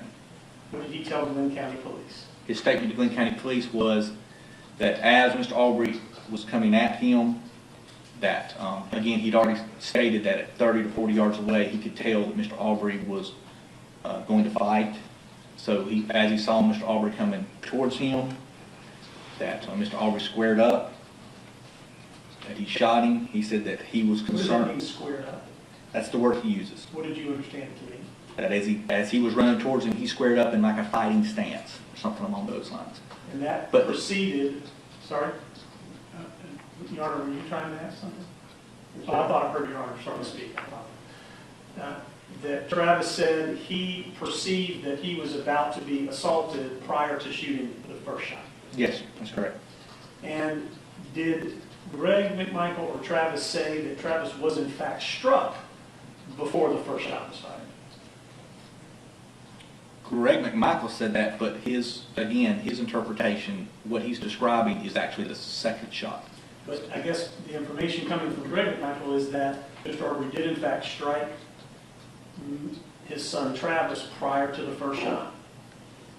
Is that what Yes. he said? He did, but he also said it was only 2 shots. Okay, that's. And his description of where the shooting took place is on the side of the truck, not the front of the truck. Okay. Mr. Travis McMichael said that he was not sure that if he was struck before the first shot. He said he squared up. He said we were all tangled up. He was not sure if Mr. Arbery's hand was on his shirt when he shot him. Did Travis tell you that when that first shot went off, that that Mr. Arbery had in fact grabbed the gun prior to the shot going off? Travis Did McMichael? Travis tell you? No. that- He didn't, well, Glenn County Police Department, he indicated, I apologize. that's all right. You know what I mean. I do, We but want to be accurate. we want to be accurate Did and Travis tell the Glenn County Police Department that Mr. Arbery had placed his hands on the gun prior to him shooting it the first time? no, I believe he did not say that the hand was on the gun before he shot. Just that Mr. Arbery was squared up, ready to fight, And he and may said have he grabbed him. and may have grabbed him and says may have hit him. He was not sure about that. He was very inconsistent about what occurred during that time frame because he said his adrenaline was pumping and it happened very quickly. Did he say that he was afraid of being beat or assaulted by Mr. Arbery? He said he was afraid that Mr. Arbery would get hold of the shotgun. Yes, sir. Does the video give you, you said you had some work done to the video to slow it down. In doing that work, are you able to determine where Travis was in front of the car and where Mr. Arbery was in front of the car, whether it was the front right bumper headlight area or the middle area or further to the left? Can you make any determination about that? Just that's in the front of the truck. No, sir. Okay. Not more specific. And did the Glenn County Police Department photograph the front of the truck or look to find blood or anything like that at the time they were investigating on the 23rd? They photographed the scene, which included the truck in the pictures. Yes, sir. Anything about those photographs lend any information about where they may have been when the first shot was fired? Not that I can interpret. No, sir. And it's your belief that the first shot was fired was one of the shots to the chest, is that correct? Yes, sir. And you believe that because Travis said that he thought that was the first shot as well? And the video after the first shot, when Mr. Arbery comes into frame, he's got blood on the front of his shirt. Okay, you've been able to determine that, the work that you've done with the video. Yes. And then I think you testified that you can then see Mr. Arbery hitting Mr. McMichael and grabbing for the gun. Yes, sir. And sort of shoving him back across the street out of view. Yes, sir. That's correct. Is that that distance of that movement by Mr. Arbery kind of overpowering Mr. McMichael back across the street? Have you calculated how far he had to push him to get him out of view? I don't think I would say it was an overpowering. I think Mr. Travis McMichael said he started retreating backwards Trying to get away. from, yes, sir. Okay. After he shot. After he shot him, that's right. Right. And at that time, did he say that Mr. Arbery had his hands on the gun and was trying to take the gun from him? He said he had his hands on the gun, yes, sir. I don't know if he specifically was trying to pull the gun away or not, but he indicated that he did have his hands on the gun. And did Travis tell you that the second shot came because he was trying to defend himself from what he said was the assault of Mr. Arbery on him at that point? That's what he told Glenn County Police So we Department. told Glenn County. And the third shot, the same thing, he was still trying to get the gun away from Mr. Arbery, and he shot because Mr. Arbery kept coming at him, Yes. essentially. Okay. And it's your decision then, as you move forward through the case, that you are of the opinion that this was not self-defense by Mr. McMichael. I don't believe it was self-defense by Mr. McMichael. I believe it was self-defense by Mr. Arbery. And obviously that's why he took the warrants, the way he took the warrants. Yes, sir. I believe Mr. Arbery was being pursued, and he ran until he couldn't run anymore, and it was turning his back to a man with a shotgun, or fight with his bare hands against the man with the shotgun. He chose to fight. And not to run through a side yard or not to run through another yard or anything like that. I think his thing was to, I believe Mr. Arbery's decision was to just try to get away. And when he felt like he could not escape, he chose to fight. But it is clear from the investigation that for the driving and the interactions that took place all around that area, that no shot was fired at any time by anybody prior to the hand-to-hand combat that Mr. Arbery and Mr. McMichael engaged in. That's what the evidence That's so what far the evidence shows. shows so far. Yes. Okay.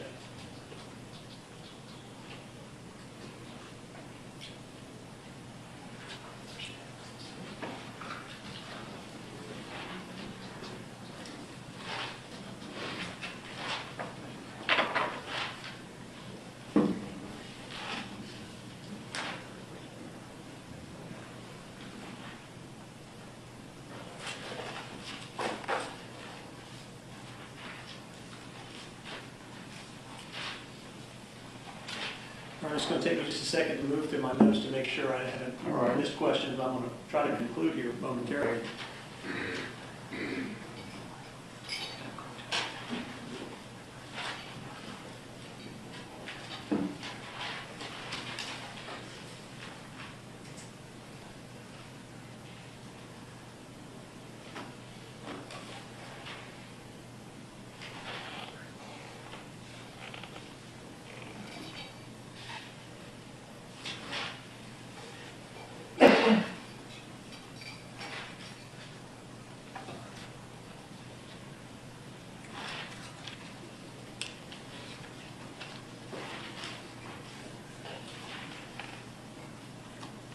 Has there been any effort on your part of the Glenn County Police Department to also seize Mr. Arbery's cell phone to do some testing or looking on his phone?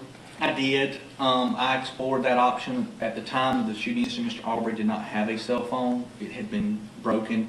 Apparently, according to his family, during his runs, he would often drop his cell phone and they would break. And the last time he broke it, his mother said, "I'm not buying you another phone if you're going to continue to break them while you're running." In investigating, I'm going to go back and pick up a couple of things that may be a little out of order.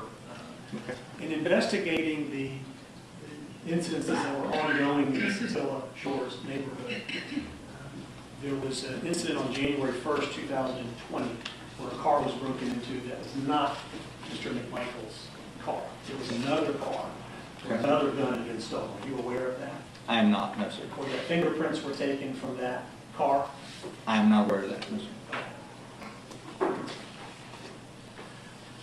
Did you become aware of Officer Rash's involvement with the Glenn County Police Department that will speak to him about, or have one of your agents speak to him about his trying to assist the Satilla Shores neighborhood with the burglaries and break-ins? I did, yes. Or I had one of my agents interview him, yes, sir.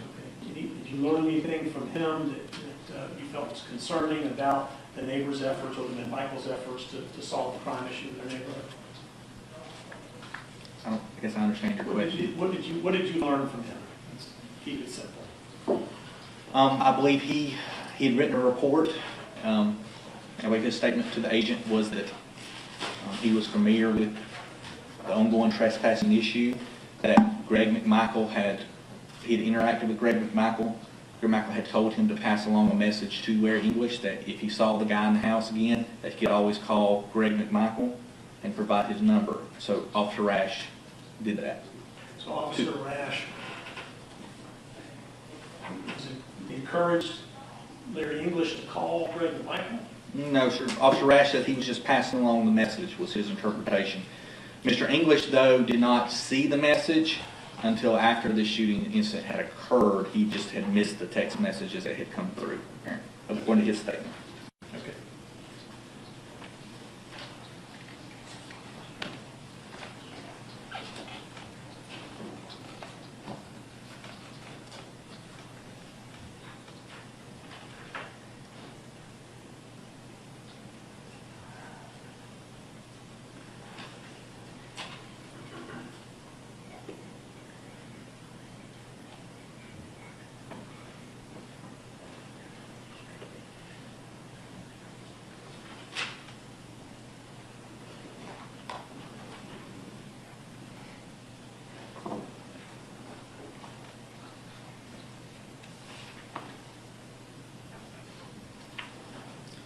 And the warrants that you took for Mr. Travis McMichael. Counsel, this is your last question until we take a lunch break. Yes, sir, this is the end.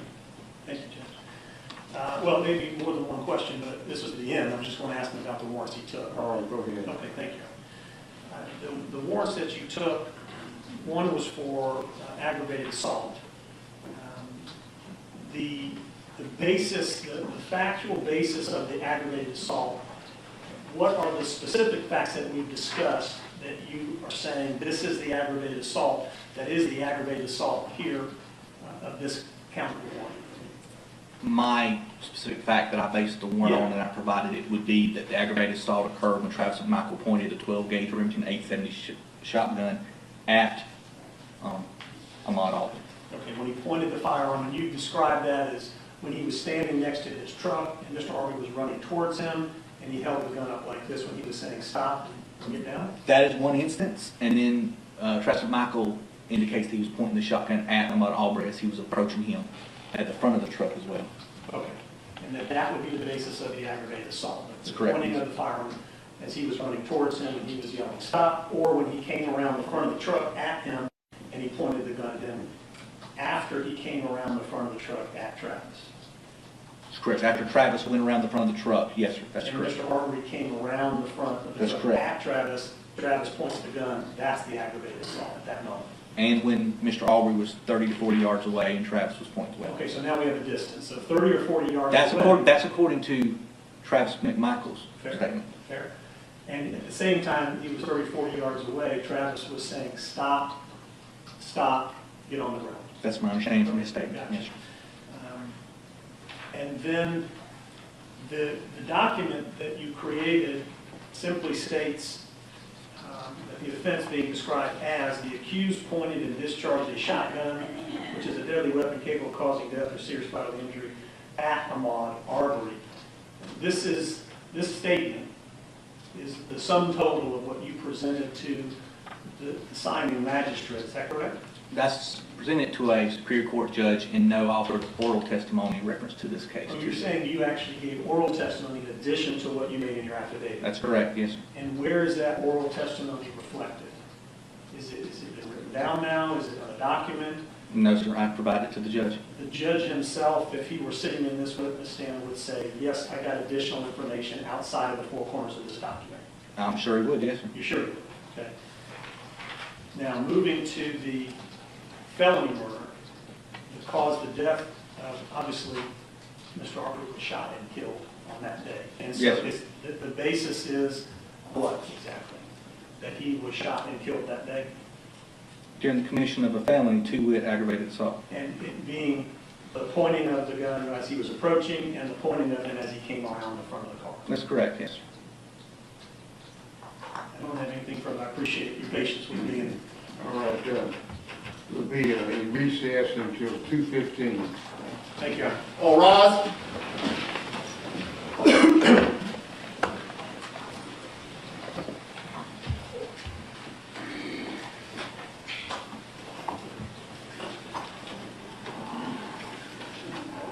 Good evening.